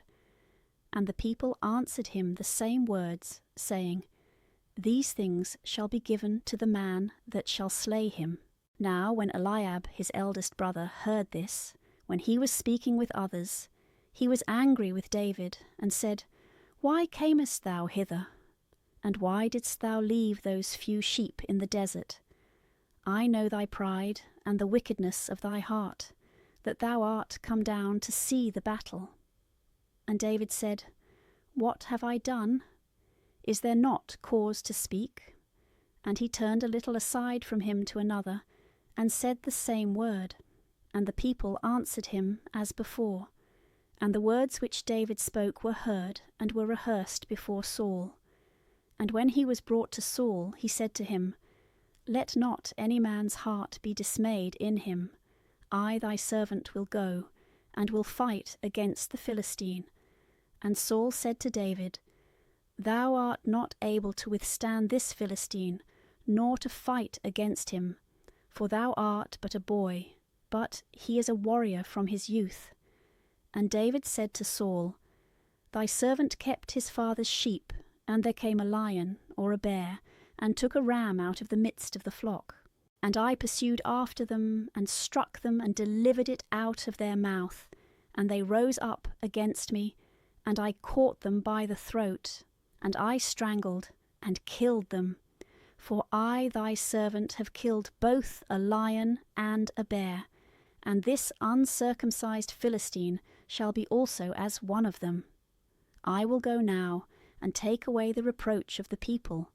For who is this uncircumcised Philistine, who hath dared to curse the army of the living God? And David said, The Lord who delivered me out of the paw of the lion, and out of the paw of the bear, he will deliver me out of the hand of this Philistine. And Saul said to David, Go, and the Lord be with thee. And Saul clothed David with his garments, and put a helmet of brass upon his head, and armed him with a coat of mail. And David, having girded his sword upon his armour, began to try if he could walk in armour, for he was not accustomed to it. And David said to Saul, I cannot go thus, for I am not used to it. And he laid them off. And he took his staff, which he had always in his hands, and chose him 5 smooth stones out of the brook, and put them into the shepherd's scrip, which he had with him. And he took a sling in his hand, and went forth against the Philistine. And the Philistine came on, and drew nigh against David, and his armour-bearer went before him. And when the Philistine looked and beheld David, he despised him, for he was a young man, ruddy, and of a comely countenance. And the Philistine said to David, Am I a dog, that thou comest to me with a staff? And the Philistine cursed David by his gods. And he said to David, Come to me, and I will give thy flesh to the birds of the air, and to the beasts of the earth. And David said to the Philistine, Thou comest to me with a sword, and with a spear, and with a shield. But I come to thee in the name of the Lord of hosts, the God of the armies of Israel, which thou hast defied. This day, and the Lord will deliver thee into my hand, and I will slay thee, and take away thy head from thee. And I will give the carcasses of the army of the Philistines this day to the birds of the air, and to the beasts of the earth, that all the earth may know that there is a God in Israel. And all this assembly shall know that the Lord saveth not with sword and spear, for it is his battle, and he will deliver you into our hands. And when the Philistine arose, and was coming, and drew nigh to meet David, David made haste, and ran to the fight to meet the Philistine. And he put his hand into his scrip, and took a stone, and cast it with the sling, and fetching it about, struck the Philistine in the forehead. And the stone was fixed in his forehead, and he fell on his face upon the earth. And David prevailed over the Philistine with a sling and a stone, and he struck and slew the Philistine. And as David had no sword in his hand, he ran and stood over the Philistine, and took his sword, and drew it out of the sheath, and slew him, and cut off his head. And the Philistines, seeing that their champion was dead, fled away. And the men of Israel and Judah, rising up, shouted, and pursued after the Philistines, till they came to the valley, and to the gates of Acheron. And there fell many wounded of the Philistines in the way of Saraim, and as far as Geth, and as far as Acheron. And the children of Israel, returning after they had pursued the Philistines, fell upon their camp. And David, taking the head of the Philistine, brought it to Jerusalem, but his armour he put in his tent. Now at the time that Saul saw David going out against the Philistines, he said to Abner, the captain of the army, Of what family is this young man descended, Abner? And Abner said, As thy soul liveth, O king, I know not. And the king said, Inquire thou whose son this young man is. And when David was returned, after the Philistine was slain, Abner took him, and brought him in before Saul, with the head of the Philistine in his hand. And Saul said to him, Young man, of what family art thou? And David said, I am the son of thy servant Isai the Bethlehemite. 1 Samuel chapter 18.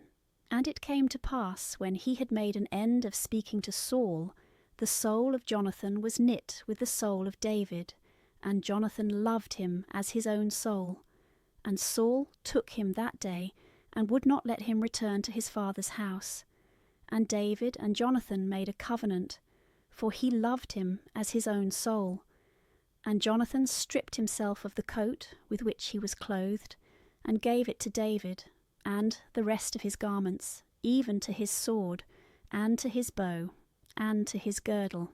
And David went out to whatsoever business Saul sent him, and he behaved himself prudently, And Saul set him over the soldiers, and he was acceptable in the eyes of all the people, and especially in the eyes of Saul's servants. Now when David returned, after he slew the Philistine, the women came out of all the cities of Israel, singing and dancing to meet King Saul, with timbrels of joy and cornets. And the women sung as they played, and they said, Saul slew his thousands, and David his 10,000s. And Saul was exceeding angry, and this word was displeasing in his eyes. And he said, They have given David 10,000s, and to me they have given but 1,000. What can he have more but the kingdom? And Saul did not look on David with a good eye from that day and forward. And the day after, the evil spirit from God came upon Saul, and he prophesied in the midst of his house. And David played with his hand, as at other times. And Saul held a spear in his hand, and threw it, thinking to nail David to the wall. And David stepped aside out of his presence twice. And Saul feared David, because the Lord was with him, and was departed from himself. Therefore Saul removed him from him, and made him a captain over 1,000 men. And he went out and came in before the people. And David behaved wisely in all his ways, and the Lord was with him. And Saul saw that he was exceeding prudent, and began to beware of him. But all Israel and Judah loved David, for he came in and went out before them. And Saul said to David, Behold my elder daughter Merob, her will I give thee to wife. Only be a valiant man, and fight the battles of the Lord.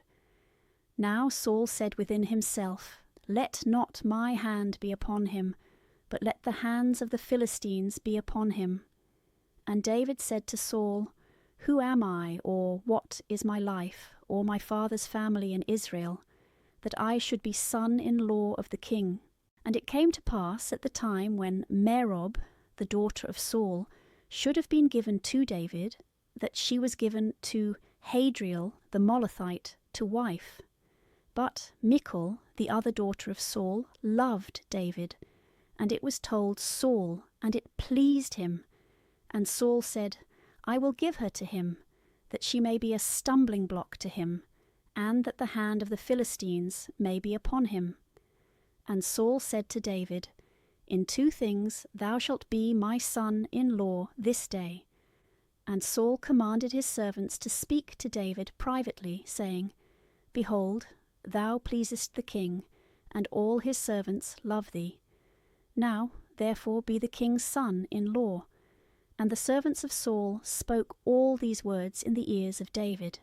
And David said, Doth it seem to you a small matter to be the king's son-in-law? But I am a poor man, and of small ability. And the servants of Saul told him, saying, Such words as these hath David spoken. And Saul said, Speak thus to David. The king desireth not any dowry, but only 100 foreskins of the Philistines, to be avenged of the king's enemies. Now Saul thought to deliver David into the hands of the Philistines. And when his servants had told David the words that Saul had said, the word was pleasing in the eyes of David, to be the king's son-in-law. And after a few days David rose up, and went with the men that were under him, and he slew of the Philistines 200 men, and brought their foreskins, and numbered them out to the king, that he might be his son-in-law. Saul therefore gave him Michal, his daughter, to wife. And Saul saw and understood that the Lord was with David, and Michal, the daughter of Saul, loved him. And Saul began to fear David more, and Saul became David's enemy continually. And the princes of the Philistines went forth, and from the beginning of their going forth, David behaved himself more wisely than all the servants of Saul, and his name became very famous. 1 Samuel chapter 19. And Saul spoke to Jonathan his son, and to all his servants, that they should kill David. But Jonathan, the son of Saul, loved David exceedingly. And Jonathan told David, saying, Saul, my father, seeketh to kill thee. Wherefore look to thyself, I beseech thee, in the morning, and thou shalt abide in a secret place, and shalt be hid. And I will go out and stand beside my father in the field where thou art, and I will speak of thee to my father, and whatsoever I shall see, I will tell thee. And Jonathan spoke good things of David to Saul his father, and said to him, Sin not, O king, against thy servant David, because he hath not sinned against thee, and his works are very good towards thee. And he put his life in his hand, and slew the Philistine, and the Lord wrought great salvation for all Israel. Thou sawest it, and didst rejoice. Why therefore wilt thou sin against innocent blood, by killing David, who is without fault? And when Saul heard this, he was appeased with the words of Jonathan, and swore, As the Lord liveth, he shall not be slain. Then Jonathan called David, and told him all these words. And Jonathan brought in David to Saul, and he was before him, as he had been yesterday and the day before. And the war began again, and David went out, and fought against the Philistines, and defeated them with a great slaughter, and they fled from his face. And the evil spirit from the Lord came upon Saul, and he sat in his house, and held a spear in his hand, and David played with his hand. And Saul endeavoured to nail David to the wall with his spear. And David slipped away out of the presence of Saul, and the spear missed him, and was fastened in the wall, and David fled, and escaped that night. Saul therefore sent his guards to David's house to watch him, that he might be killed in the morning. And when Michal, David's wife, had told him this, saying, Unless thou save thyself this night, tomorrow thou wilt die, she let him down through a window. And he went and fled away, and escaped. And Michal took an image, and laid it on the bed, and put a goat's skin, with the hair at the head of it, and covered it with clothes. And Saul sent officers to seize David, and it was answered that he was sick. And again Saul sent to see David, saying, Bring him to me in the bed, that he may be slain. And when the messengers were come in, they found an image upon the bed, and a goat skin at his head. And Saul said to Michal, Why hast thou deceived me so, and let my enemy go and flee away? And Michal answered Saul, Because he said to me, Let me go, or else I will kill thee. But David fled and escaped, and came to Samuel in Ramathah, and told him all that Saul had done to him. And he and Samuel went and dwelt in Najoth. And it was told Saul by some, saying, Behold, David is in Najoth in Ramathah. So Saul sent officers to take David. And when they saw a company of prophets prophesying, and Samuel presiding over them, the Spirit of the Lord came also upon them, and they likewise began to prophesy. And when this was told Saul, he sent other messengers, but they also prophesied. And again Saul sent messengers the third time, and they prophesied also. And Saul, being exceeding angry, went also himself to Ramathah, and came as far as the great cistern which is in Socho. And he asked and said, In what place are Samuel and David? And it was told him, Behold, they are in Najoth in Ramathah. And he went to Najoth in Ramathah, and the Spirit of the Lord came upon him also. And he went on, and prophesied till he came to Najoth in Ramathah. And he stripped himself also of his garments, and prophesied with the rest before Samuel, and lay down naked all that day and night. This gave occasion to a proverb. What? Is Saul too among the prophets? 1 Samuel chapter 20. But David fled from Najoth, which is in Ramathah, and came and said to Jonathan, What have I done? What is my iniquity, and what is my sin against thy father? And he said to him, God forbid, thou shalt not die, for my father will do nothing, great or little, without first telling me? Hath then my father hid this word only from me? No, this shall not be. And he swore again to David. And David said, Thy father certainly knoweth that I have found grace in thy sight. And he will say, Let not Jonathan know this, lest he be grieved.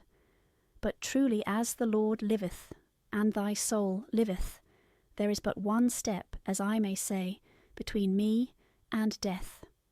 And Jonathan said to David, Whatsoever thy soul shall say to me, I will do for thee.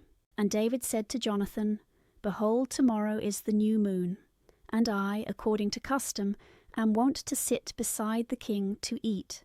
Let me go then, that I may be hid in the field, till the evening of the 3rd day.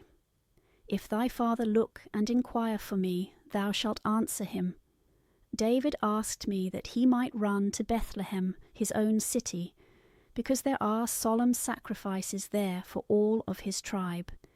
If he shall say, It is well, thy servant shall have peace. But if he be angry, know that his malice is come to its height. Deal mercifully then with thy servant, for thou hast brought me thy servant into a covenant of the Lord with thee. But if there be any iniquity in me, do thou kill me, and bring me not in to thy father. And Jonathan said, Far be this from thee, for if I should certainly know that evil is determined by my father against thee, I could do no otherwise than tell thee. And David answered Jonathan, Who shall bring me word if thy father should answer thee harshly concerning me? And Jonathan said to David, Come, and let us go out into the field. And when they were both of them gone out into the field, Jonathan said to David, O Lord God of Israel, if I shall discover my father's mind, tomorrow, or the day after, and there be anything good for David, and I send not immediately to thee, and make it known to thee, may the Lord do so and so to Jonathan, and add still more. But if my father shall continue in malice against thee, I will discover it to thy ear, and will send thee away, that thou mayest go in peace, and the Lord be with thee, as he hath been with my father. And if I live, thou shalt show me the kindness of the Lord.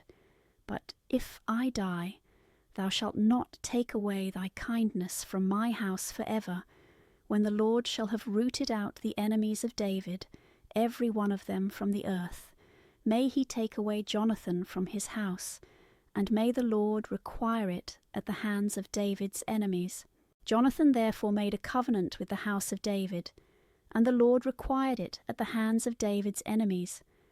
And Jonathan swore again to David, because he loved him, for he loved him as his own soul.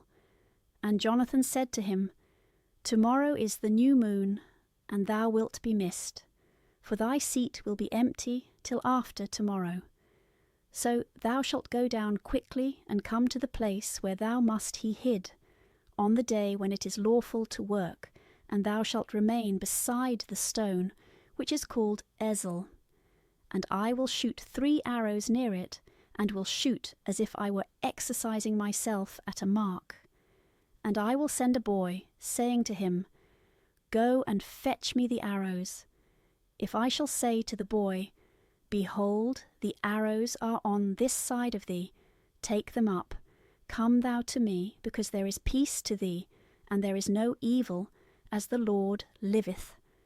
But if I shall speak thus to the boy, Behold, the arrows are beyond thee, go in peace, for the Lord hath sent thee away. And concerning the word which I and thou have spoken, the Lord be between thee and me for ever. So David was hid in the field, and the new moon came, and the king sat down to eat bread. And when the king sat down upon his chair, according to custom, which was beside the wall, Jonathan arose, and Abner sat by Saul's side, and David's place appeared empty. And Saul said nothing that day, for he thought it might have happened to him, that he was not clean nor purified. And when the 2nd day after the new moon was come, David's place appeared empty again. And Saul said to Jonathan, his son, Why cometh not the son of Isai to meet neither yesterday nor today? And Jonathan answered Saul, He asked leave of me earnestly to go to Bethlehem. And he said, Let me go, for there is a solemn sacrifice in the city. One of my brethren hath sent for me. And now, if I have found favour in thy eyes, I will go quickly and see my brethren. For this cause he came not to the king's table. Then Saul, being angry against Jonathan, said to him, Thou son of a woman that is the ravisher of a man, do I not know that thou lovest the son of Isai to thy own confusion, and to the confusion of thy shameless mother? For as long as the son of Isai liveth upon earth, thou shalt not be established, nor thy kingdom. Therefore now presently send, and fetch him to me, for he is the son of death. And Jonathan answering Saul his father said, Why shall he die? What hath he done? And Saul caught up a spear to strike him, and Jonathan understood that it was determined by his father to kill David. So Jonathan rose from the table in great anger, and did not eat bread on the 2nd day after the new moon. For he was grieved for David, because his father had put him to confusion. And when the morning came, Jonathan went into the field according to the appointment with David, and a little boy with him. And he said to his boy, Go, and fetch me the arrows which I shoot. And when the boy ran, he shot another arrow beyond the boy. The boy therefore came to the place of the arrow which Jonathan had shot. And Jonathan cried after the boy, and said, Behold, the arrow is there further beyond thee. And Jonathan cried again after the boy, saying, Make haste speedily, stand not. And Jonathan's boy gathered up the arrows, and brought them to his master, and he knew not at all what was doing, for only Jonathan and David knew the matter. Jonathan therefore gave his arms to the boy, and said to him, Go, and carry them into the city. And when the boy was gone, David rose out of his place, which was toward the south, and falling on his face to the ground, adored thrice, and kissing one another, they wept together, but David more. And Jonathan said to David, Go in peace, and let all stand that we have sworn both of us in the name of the Lord, saying, The Lord be between me and thee, and between my seed and thy seed for ever. And David arose and departed, and Jonathan went into the city. 1 Samuel chapter 21. And David came to Nob, to Achimelech the priest, and Achimelech was astonished at David's coming. And he said to him, Why art thou alone, and no man with thee? And David said to Achimelech the priest, The king hath commanded me a business, and said, Let no man know the thing for which thou art sent by me, and what manner of commands I have given thee, and I have appointed my servants to such and such a place. Now therefore, if thou have anything at hand, though it were but 5 loaves, give me or whatsoever thou canst find. And the priest answered David, saying, I have no common bread at hand, but only holy bread, if the young men be clean, especially from women. And David answered the priest, and said to him, Truly, as to what concerneth women, we have refrained ourselves from yesterday and the day before, when we came out, and the vessels of the young men were holy. Now this way is defiled, but it shall also be sanctified this day in the vessels. The priest therefore gave him hallowed bread, for there was no bread there, but only the loaves of proposition, which had been taken away from before the face of the Lord, that hot loaves might be set up. Now a certain man of the servants of Saul was there that day within the tabernacle of the Lord, and his name was Doeg, an Edomite, the chiefest of Saul's herdsmen. And David said to Achimelech, Hast thou here at hand a spear or a sword? For I brought not my own sword, nor my own weapons with me, for the king's business required haste. And the priest said, Lo, here is the sword of Goliath, the Philistine, whom thou slewest in the valley of Terebinth, wrapped up in a cloth behind the ephod. If thou wilt take this, take it, for here there is no other but this. And David said, There is none like that, give it me. And David arose and fled that day from the face of Saul, and came to Achish the king of Geth.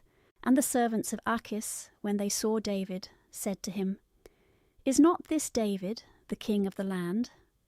Did they not sing to him in their dances, saying, Saul hath slain his thousands, and David his 10,000s?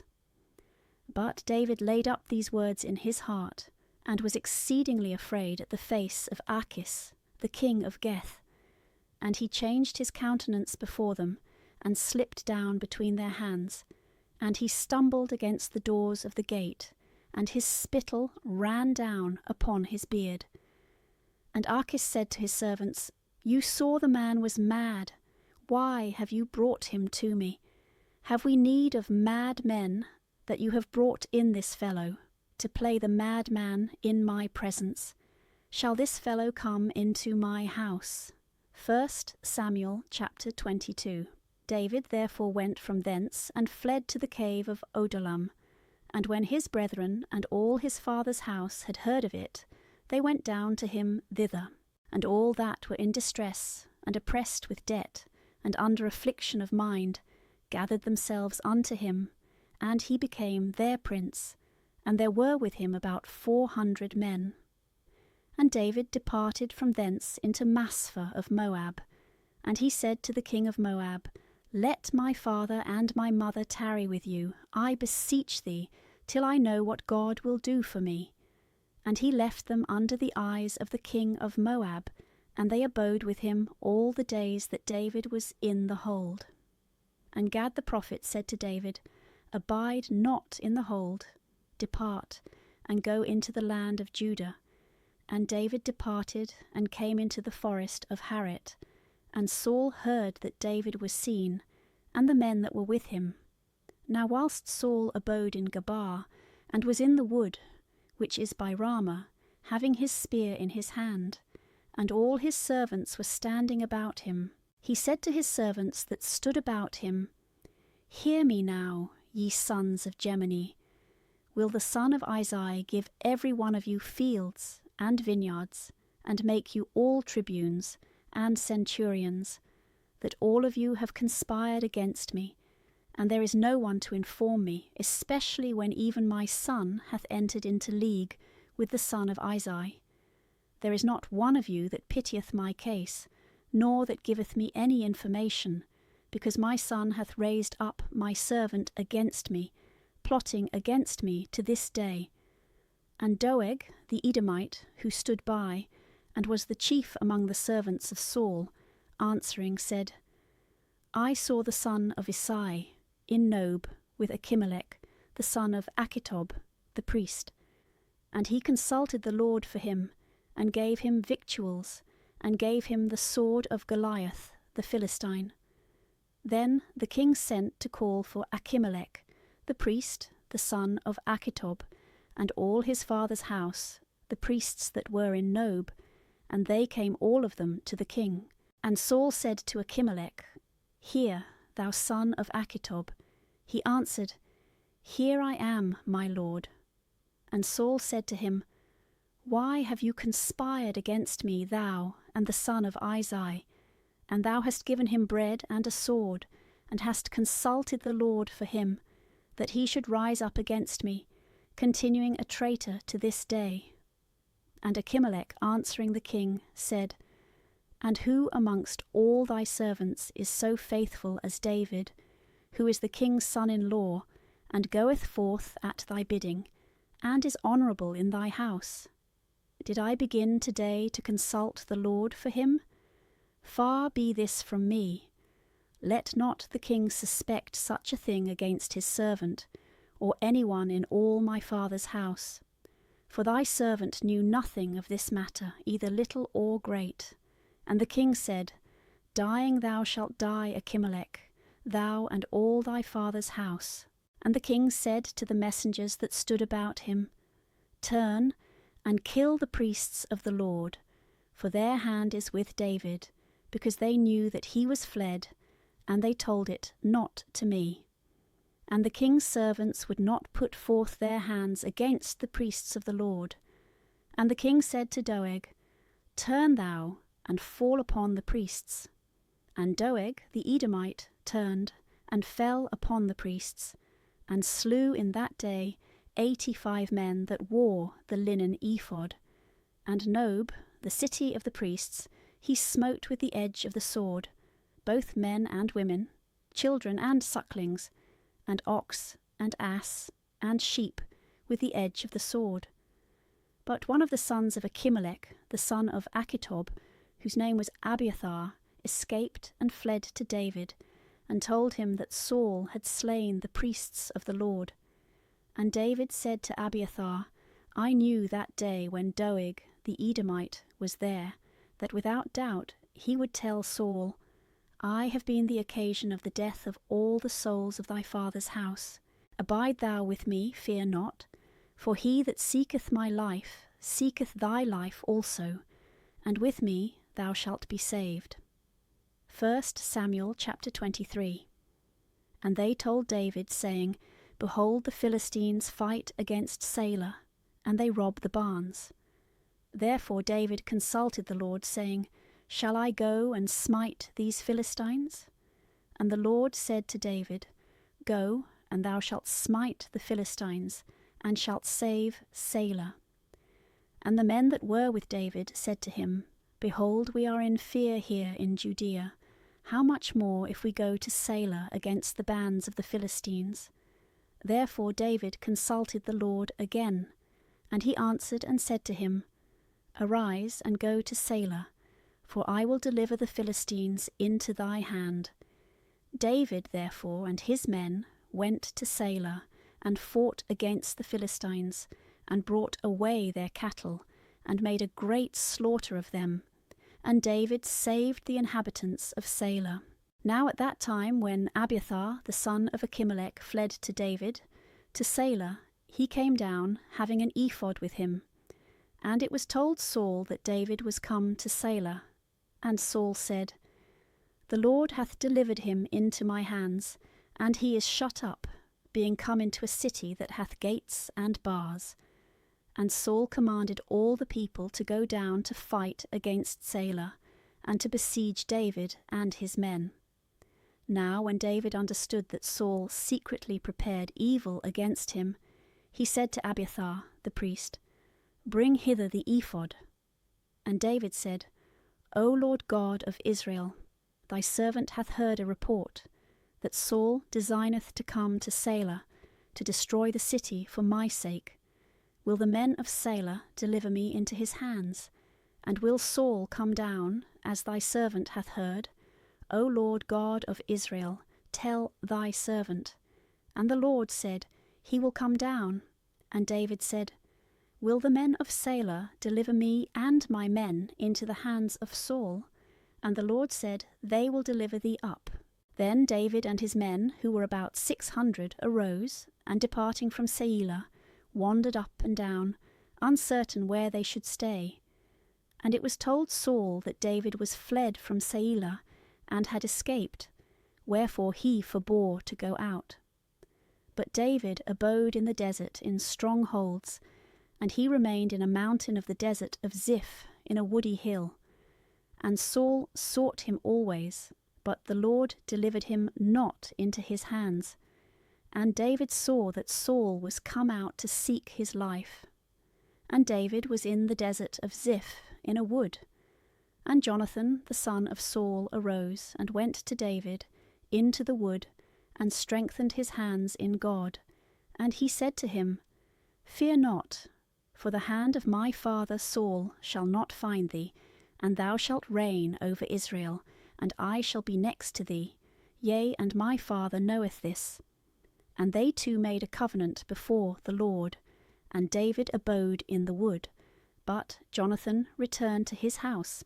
And the Ziphites went up to Saul in Gabaa, saying, Lo, Doth not David lie hid with us in the strongholds of the wood, in Mount Hachilah, which is on the right hand of the desert? Now therefore come down, as thy soul hath desired to come down, and it shall be our business to deliver him into the king's hands. And Saul said, Blessed be ye of the Lord, for you have pitied my case. Go, therefore, I pray you, and use all diligence, and curiously inquire, and consider the place where his foot is, and who hath seen him there. For he thinketh of me, that I lie craftily in wait for him. Consider and see all his lurking holes, wherein he is hid, and return to me with the certainty of the thing, that I may go with you. And if he should even go down into the earth to hide himself, I will search him out in all the thousands of Judah. And they arose, and went to Ziph before Saul, and David and his men were in the desert of Maon, in the plain at the right hand of Jessamon. Then Saul and his men went to seek him, and it was told David, and forthwith he went down to the rock, and abode in the wilderness of Maon. And when Saul had heard of it, he pursued after David in the wilderness of Maon. And Saul went on this side of the mountain, and David and his men were on the other side of the mountain, and David despaired of being able to escape from the face of Saul. And Saul and his men encompassed David and his men round about to take them. And a messenger came to Saul, saying, Make haste to come, for the Philistines have poured in themselves upon the land. Wherefore Saul returned, leaving the pursuit of David, and went to meet the Philistines. For this cause they called that place the Rock of Division. 1 Samuel, chapter 24. Then David went up from thence, and dwelt in strongholds of En-gadi. And when Saul was returned from following the Philistines, they told him, saying, Behold, David is in the desert of En-gadi. Saul therefore took 3,000 chosen men out of all Israel, and went out to seek after David and his men, even upon the most craggy rocks, which are accessible only to wild goats. And he came to the sheepcotes which were in his way. And there was a cave, into which Saul went, to ease nature. Now David and his men lay hid in the inner part of the cave. And the servants of David said to him, Behold the day of which the Lord said to thee, I will deliver thy enemy unto thee, that thou mayest do to him as it shall seem good in thy eyes. Then David arose and secretly cut off the hem of Saul's robe, after which David's heart struck him, because he had cut off the hem of Saul's robe. And he said to his men, The Lord be merciful unto me, that I may do no such thing to my master, the Lord's anointed, as to lay my hand upon him, because he is the Lord's anointed. And David stopped his men with his words, and suffered them not to rise against Saul. But Saul, rising up out of the cave, went on his way.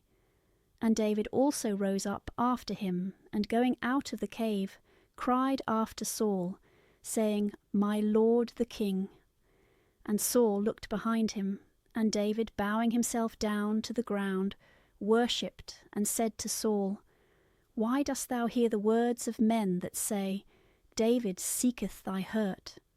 Behold, this day thy eyes have seen that the Lord hath delivered thee into my hand, in the cave, and I had a thought to kill thee, but my eye hath spared thee.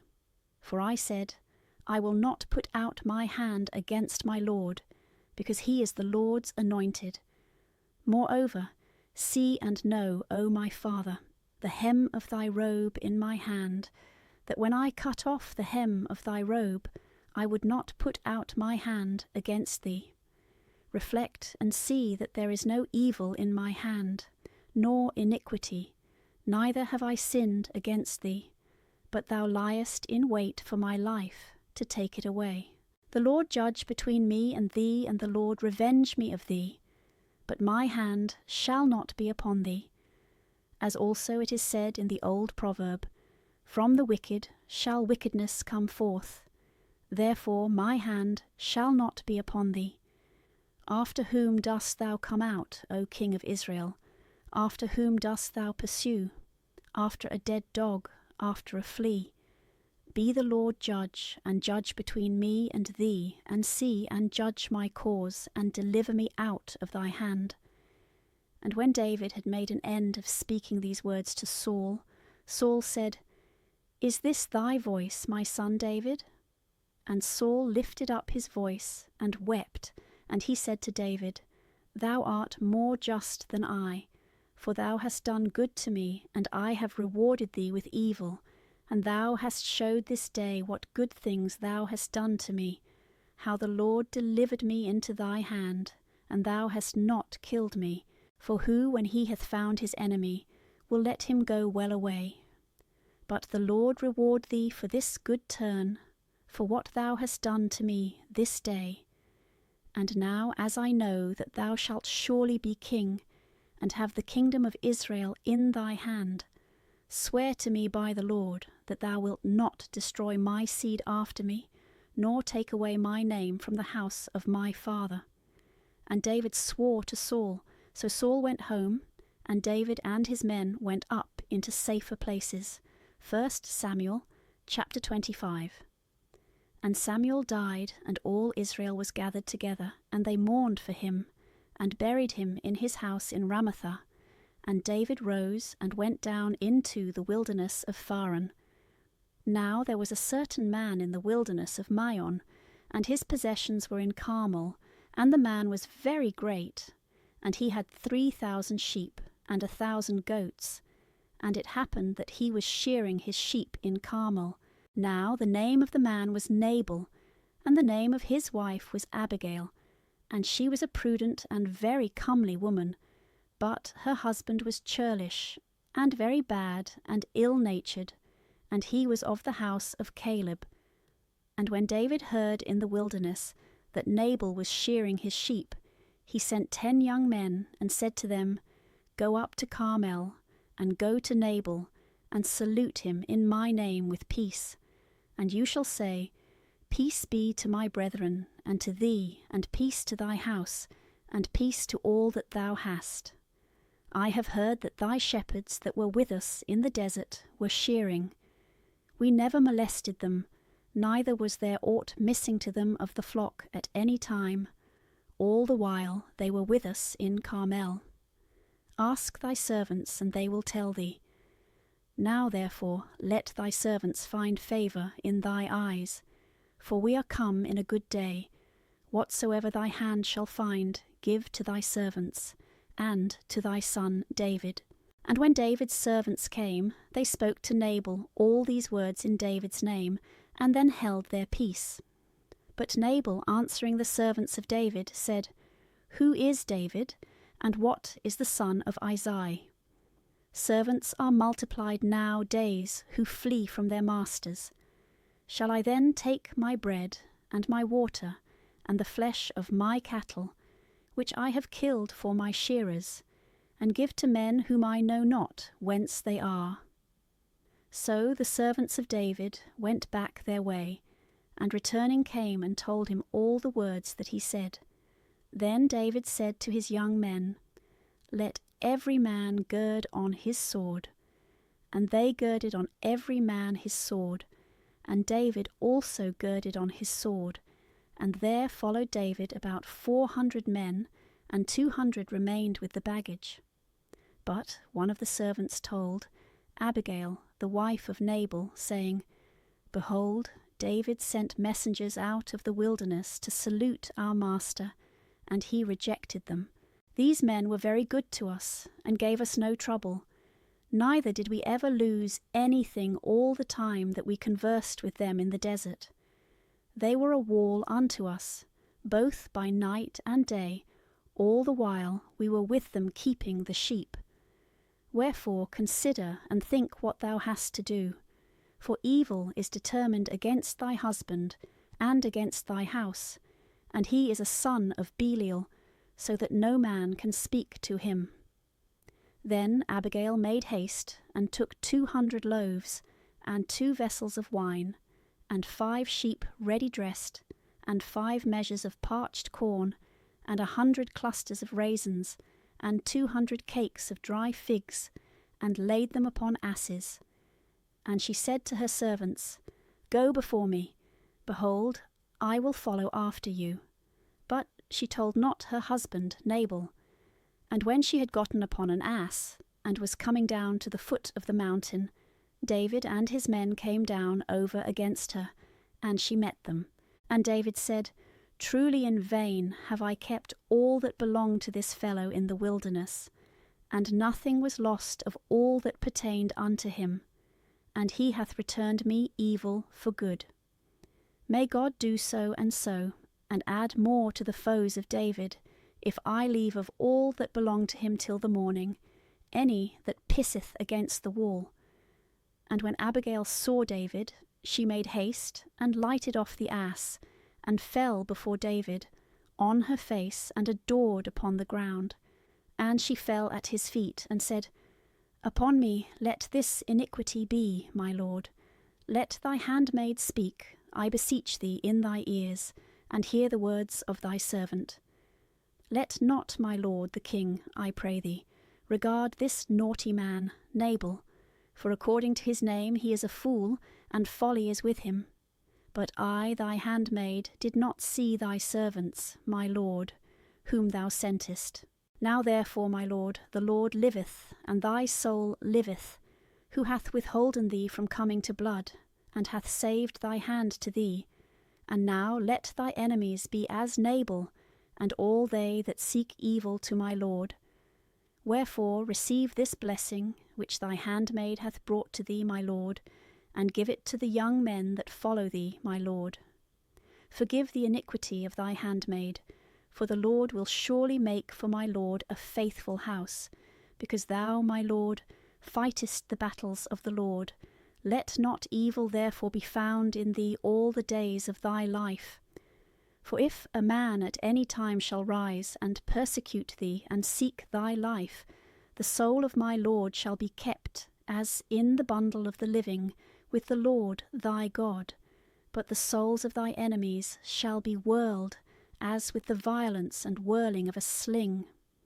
And when the Lord shall have done to thee, my lord, all the good that he hath spoken concerning thee, and shall have made thee prince over Israel, this shall not be an occasion of grief to thee, and a scruple of heart to my lord, that thou hast shed innocent blood, or hast revenged thyself. And when the Lord shall have done well by my lord, thou shalt remember thy handmaid.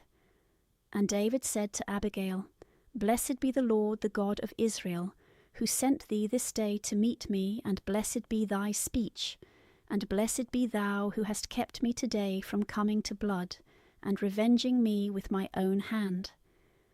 Otherwise, as the Lord liveth, the God of Israel, who hath withholden me from doing thee any evil, if thou hadst not quickly come to meet me, there had not been left to Nabal by the morning light any that pisseth against the wall. And David received at her hand all that she had brought him, and said to her, Go in peace into thy house. Behold, I have heard thy voice, and honoured thy face. And Abigail came to Nabal, and behold, he had a feast in his house, like the feast of a king. And Nabal's heart was merry, for he was very drunk, and she told him nothing less or more until morning. But early in the morning, when Nabal had digested his wine, his wife told him these words, and his heart died within him, and he became as a stone. And after 10 days had passed, the Lord struck Nabal, and he died. And when David had heard that Nabal was dead, he said, Blessed be the Lord, who hath judged the cause of my reproach at the hand of Nabal, and hath kept his servant from evil, and the Lord hath returned the wickedness of Nabal upon his head. Then David sent and treated with Abigail, that he might take her to himself for a wife. And David's servants came to Abigail, to Carmel, and spoke to her, saying, David hath sent us to thee, to take thee to himself for a wife. And she arose and bowed herself down with her face to the earth, and said, Behold, let thy servant be a handmaid to wash the feet of the servants of my lord. And Abigail arose, and made haste, and got upon an ass, and 5 damsels went with her, her waiting maids, and she followed the messengers of David, and became his wife. Moreover, David took also Achinoam of Jezreel, and they were both of them his wives. But Saul gave Michal, his daughter, David's wife, to Phalti, the son of Lais, who was of Galim. 1 Samuel chapter 26. And the men of Ziph came to Saul in Gabaa, saying, Behold, David is hid in the hill of Hachilah, which is over against the wilderness. And Saul arose and went down to the wilderness of Ziph, having with him 3,000 chosen men of Israel, to seek David in the wilderness of Ziph. And Saul encamped in Gabaa Hachilah, which was over against the wilderness in the way, and David abode in the wilderness. And seeing that Saul was come after him into the wilderness, he sent spies, and learned that he was most certainly come thither. And David arose secretly, and came to the place where Saul was. And when he had beheld the place wherein Saul slept, and Abner the son of Ner, the captain of his army, and Saul sleeping in a tent, and the rest of the multitude round about him, David spoke to Achimelech the Hethite, and Abishai the son of Sarvia, the brother of Joab, saying, Who will go down with me to Saul into the camp? And Abishai said, I will go with thee. So David and Abishai came to the people by night, and found Saul lying and sleeping in the tent, and his spear fixed in the ground at his head, and Abner and the people sleeping round about him. And Abishai said to David, God hath shut up thy enemy this day into thy hands. Now then I will run him through with my spear, even to the earth at once, and there shall be no need of a second time. And David said to Abishai, Kill him not, for who shall put forth his hand against the Lord's anointed, and shall be guiltless? And David said, As the Lord liveth, unless the Lord shall strike him, or his day shall come to die, or he shall go down to battle, and perish. The Lord be merciful unto me, that I extend not my hand upon the Lord's anointed. But now take the spear, which is at his head, and the cup of water, and let us go. So David took the spear, and the cup of water, which was at Saul's head, and they went away. And no man saw it, or knew it, or awaked, but they were all asleep, for a deep sleep from the Lord was fallen upon them. And when David was gone over to the other side, and stood on the top of the hill afar off, and a good space was between them, David cried to the people and to Abner, the son of Ner, saying, Wilt thou not answer, Abner? And Abner answering said, Who art thou that criest and disturbest the king? And David said to Abner, Art not thou a man? And who is like unto thee in Israel? Why then hast thou not kept thy lord the king? For there came one of the people in to kill the king, thy lord. This thing is not good that thou hast done. As the Lord liveth, you are the sons of death, who have not kept your master, the Lord's anointed. And now where is the king's spear, and the cup of water which was at his head? And Saul knew David's voice, and said, Is this thy voice, my son David? And David said, It is my voice, my lord the king. And he said, Wherefore doth my lord persecute his servant? What have I done? Or what evil is there in my hand? Now therefore hear, I pray thee, my lord the king, the words of thy servant. If the Lord stir thee up against me, let him accept of sacrifice. But if the sons of men, they are cursed in the sight of the Lord, who have cast me out this day, that I should not dwell in the inheritance of the Lord, saying, Go, serve strange gods. And now let not my blood be shed upon the earth before the Lord, for the king of Israel is come out to seek a flea, as the partridge is hunted in the mountains. And Saul said, I have sinned. Return, my son David, for I will no more do thee harm, because my life hath been precious in thy eyes this day. For it appeareth that I have done foolishly, and have been ignorant in very many things. And David answering said, Behold the king's spear, let one of the king's servants come over and fetch it, and the Lord will reward every one according to his justice and his faithfulness. For the Lord hath delivered thee this day into my hand, and I would not put forth my hand against the Lord's anointed. And as thy life hath been much set by this day in my eyes, so let my life be much set by in the eyes of the Lord, and let him deliver me from all distress.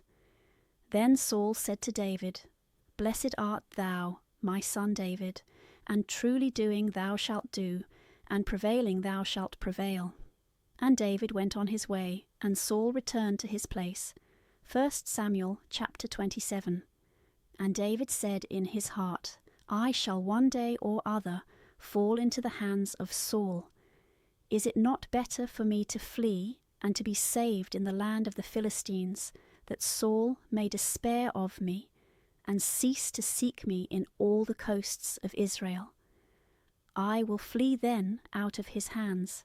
And David arose and went away, both he and the 600 men that were with him, to Achis, the son of Maok, king of Geth.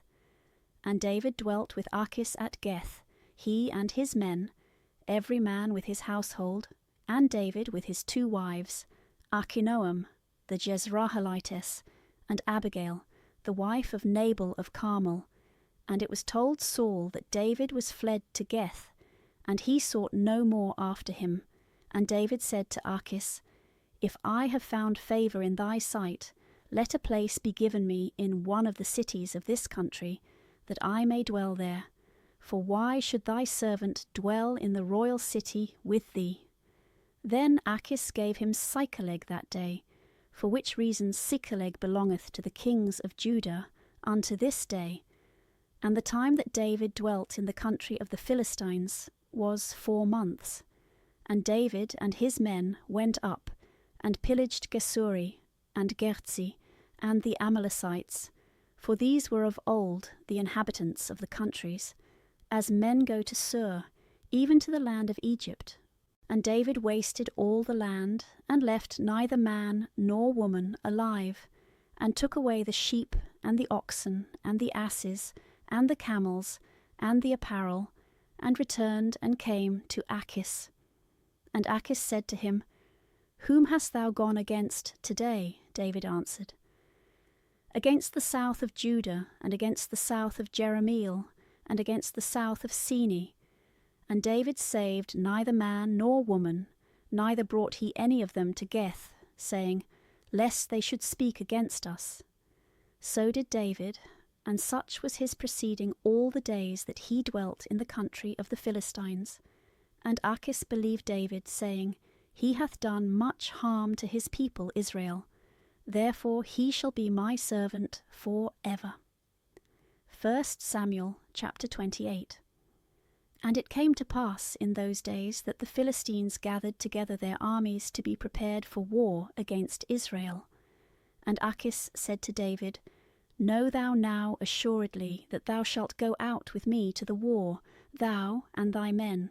And David said to Achis, Now thou shalt know what thy servant will do. And Achis said to David, And I will appoint thee to guard my life for ever. Now Samuel was dead, and all Israel mourned for him, and buried him in Ramathah, his city. And Saul had put away all the magicians and soothsayers out of the land. And the Philistines were gathered together, and came and encamped in Sunam. And Saul also gathered together all Israel, and came to Gelbo. And Saul saw the army of the Philistines, and was afraid, and his heart was very much dismayed. And he consulted the Lord, and he answered him not, neither by dreams, nor by priests, nor by prophets. And Saul said to his servants, Seek me a woman that hath a divining spirit, and I will go to her, and inquire by her. And his servants said to him, There is a woman that hath a divining spirit at Endor. Then he disguised himself, and put on other clothes. And he went, and 2 men with him. And they came to the woman by night.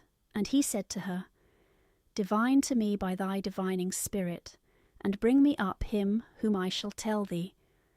And the woman said to him, Behold, thou knowest all that Saul hath done, and how he hath rooted out the magicians and soothsayers from the land. Why then dost thou lay a snare for my life, to cause me to be put to death? And Saul swore unto her by the Lord, saying, As the Lord liveth, there shall no evil happen to thee for this thing. And the woman said to him, Whom shall I bring up to thee? And he said, Bring me up Samuel. And when the woman saw Samuel, she cried out with a loud voice, and said to Saul, Why hast thou deceived me? For thou art Saul. And the king said to her, Fear not, what hast thou seen? And the woman said to Saul, I saw gods ascending out of the earth. And he said to her, What form is he of? And she said, An old man cometh up, and he is covered with a mantle. And Saul understood that it was Samuel, and he bowed himself with his face to the ground, and adored. And Samuel said to Saul, Why hast thou disturbed my rest, that I should be brought up? And Saul said, I am in great distress, for the Philistines fight against me, and God is departed from me, and would not hear me, neither by the hand of prophets, nor by dreams. Therefore I have called thee, that thou mayest show me what I shall do. And Samuel said, Why askest thou me, seeing the Lord has departed from thee, and is gone over to thy rival? For the Lord will do to thee as he spoke by me, and he will rend thy kingdom out of thy hand, and will give it to thy neighbour David, because thou didst not obey the voice of the Lord, neither didst thou execute the wrath of his indignation upon Amalek. Therefore hath the Lord done to thee what thou sufferest this day, and the Lord also will deliver Israel with thee into the hands of the Philistines. And tomorrow thou and thy sons shall be with me. And the Lord will also deliver the army of Israel into the hands of the Philistines. And forthwith Saul fell all along on the ground, for he was frightened with the words of Samuel, and there was no strength in him, for he had eaten no bread all that day. And the woman came to Saul, for he was very much troubled, and said to him, Behold, thy handmaid hath obeyed thy voice, and I have put my life in my hand, and I hearkened unto the words which thou spokest to me. Now therefore, I pray thee, hearken thou also to the voice of thy handmaid, and let me set before thee a morsel of bread, that thou mayest eat and recover strength, and be able to go on thy journey. But he refused, and said, I will not eat. But his servants and the woman forced him, and at length hearkening to their voice, he arose from the ground, and sat upon the bed. Now the woman had a fatted calf in the house, and she made haste, and killed it, and taking meal, kneaded it, and baked some unleavened bread, and set it before Saul, and before his servants. And when they had eaten, they rose up, and walked all that night. 1 Samuel chapter 29. Now all the troops of the Philistines were gathered together to Aphek, and Israel also encamped by the fountain which is in Jezreel. And the lords of the Philistines marched with their hundreds and their thousands. But David and his men were in the rear with Achish. And the princes of the Philistines said to Achish, What mean these Hebrews? And Achish said to the princes of the Philistines, Do you not know David, who was the servant of Saul, the king of Israel, and hath been with me many days or years, and I have found no fault in him, since the day that he fled over to me until this day? But the princes of the Philistines were angry with him, and they said to him, Let this man return, and abide in his place which thou hast appointed him, and let him not go down with us to battle, lest he be an adversary to us when we shall begin to fight. For how can he otherwise appease his master, but with our heads? Is not this David, to whom they sung in their dances, saying, Saul slew his thousands, and David his 10,000s? Then Achish called David, and said to him, As the Lord liveth, thou art upright and good in my sight, and so is thy going out, and thy coming in with me in the army. And I have not found any evil in thee since the day that thou camest to me unto this day, but thou pleasest not the Lord's. Return therefore, and go in peace, and offend not the eyes of the princes of the Philistines. And David said to Achish, But what have I done? Or what hast thou found in me thy servant, from the day that I have been in thy sight until this day, that I may not go and fight against the enemies of my lord the king? And Achish answering said to David, I know that thou art good in my sight, as an angel of God. But the princes of the Philistines have said, He shall not go up with us to the battle. Therefore arise in the morning, thou and the servants of thy lord, who came with thee, and when you are up before day, and it shall begin to be light, go on your way. So David and his men arose in the night, that they might set forward in the morning, and returned to the land of the Philistines. And the Philistines went up to Jezreel. 1 Samuel chapter 30. Now when David and his men were come to Siklag on the third day, the Amalekites had made an invasion on the south side upon Siklag, and had smitten Siklag, and burnt it with fire, and had taken the women captives that were in it, both little and great, and they had not killed any person, but had carried them with them, and went on their way. So when David and his men came to the city, and found it burnt with fire, and that their wives, and their sons, and their daughters were taken captives, David and the people that were with him lifted up their voices, and wept till they had no more tears. For the 2 wives also of David were taken captives, Achinoam the Jezreelitess, and Abigail the wife of Nabal of Carmel. And David was greatly afflicted, for the people had a mind to stone him, for the soul of every man was bitterly grieved for his sons and daughters.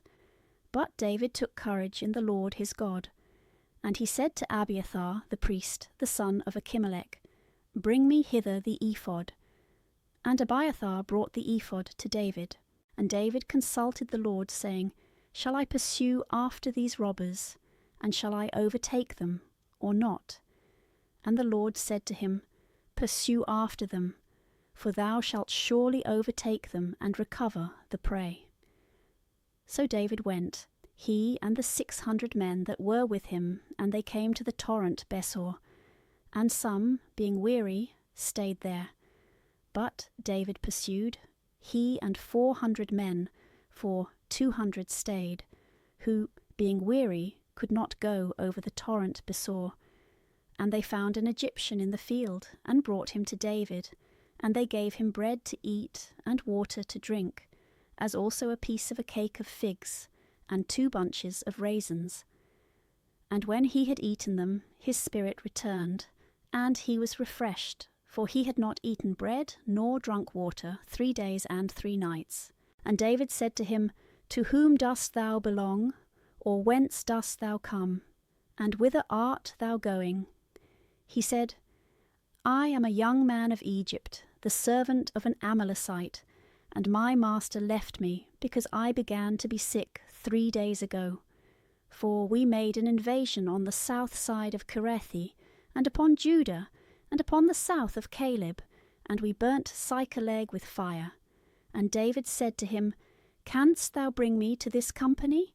And he said, Swear to me by God, that thou wilt not kill me, nor deliver me into the hands of my master, and I will bring thee to this company. And David swore to him. And when he had brought him, behold, they were lying spread abroad upon all the ground, eating and drinking, and as it were keeping a festival day, for all the prey and the spoils which they had taken out of the land of the Philistines, and out of the land of Judah. And David slew them from the evening unto the evening of the next day. And there escaped not a man of them, but 400 young men, who had gotten upon camels, and fled. So David recovered all that the Amalekites had taken, and he rescued his 2 wives. And there was nothing missing, small or great, neither of their sons or their daughters, nor of the spoils, and whatsoever they had taken, David recovered all. And he took all the flocks and the herds, and made them go before him. And they said, This is the prey of David. And David came to the 200 men, who, being weary, had stayed, and were not able to follow David, and he had ordered them to abide at the torrent Bezor. And they came out to meet David, and the people that were with him. And David, coming to the people, saluted them peaceably.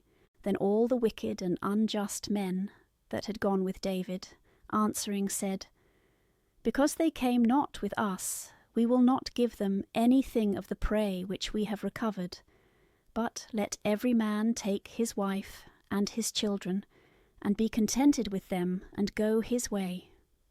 But David said, You shall not do so, my brethren, with these things, which the Lord hath given us, who hath kept us, and hath delivered the robbers that invaded us into our hands. And no man shall hearken to you in this matter, but equal shall be the portion of him that went down to battle, and of him that abode at the baggage, and they shall divide alike. And this hath been done from that day forward, and since was made a statute and an ordinance, and as a law in Israel. Then David came to Siklag, and sent presents of the prey to the ancients of Judah, his neighbours, saying, Receive a blessing of the prey of the enemies of the Lord. To them that were in Bethel, and that were in Ramoth to the south, and to them that were in Jether, and to them that were in Aroer, and that were in Sephamoth, and that were in Esthemo, and that were in Rachel, and that were in the cities of Jerahmeel, and that were in the cities of Seni, and that were in Aramah, and that were in the lake Asan, and that were in Athach, and that were in Hebron, and to the rest that were in those places, in which David had abode with his men. 1 Samuel chapter 31. And the Philistines fought against Israel, and the men of Israel fled from before the Philistines, and fell down slain in Mount Gelboa. And the Philistines fell upon Saul, and upon his sons, and they slew Jonathan, and Abinadab, and Melchishua, the sons of Saul, and the whole weight of the battle was turned upon Saul. And the archers overtook him, and he was grievously wounded by the archers.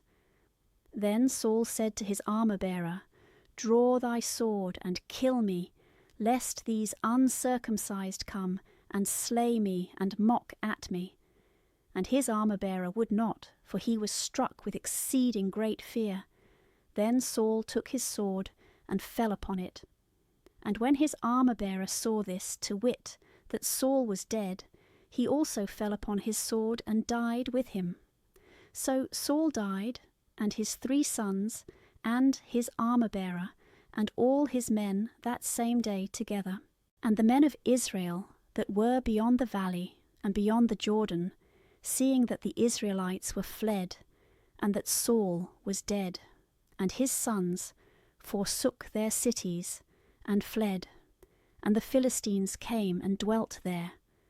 And on the morrow the Philistines came to strip the slain, and they found Saul and his 3 sons lying in Mount Gelboa. And they cut off Saul's head, and stripped him of his armour, and sent into the land of the Philistines round about, to publish it in the temples of their idols and among their people. And they put his armour in the temple of Ashtaroth, but his body they hung on the wall of Bethsan. Now when the inhabitants of Jabez Galad had heard all that the Philistines had done to Saul, all the most valiant men arose, and walked all the night, and took the body of Saul and the bodies of his sons from the wall of Bethsan, and they came to Jabes Galaad, and burnt them there. And they took their bones and buried them in the wood of Jabes, and fasted 7 days,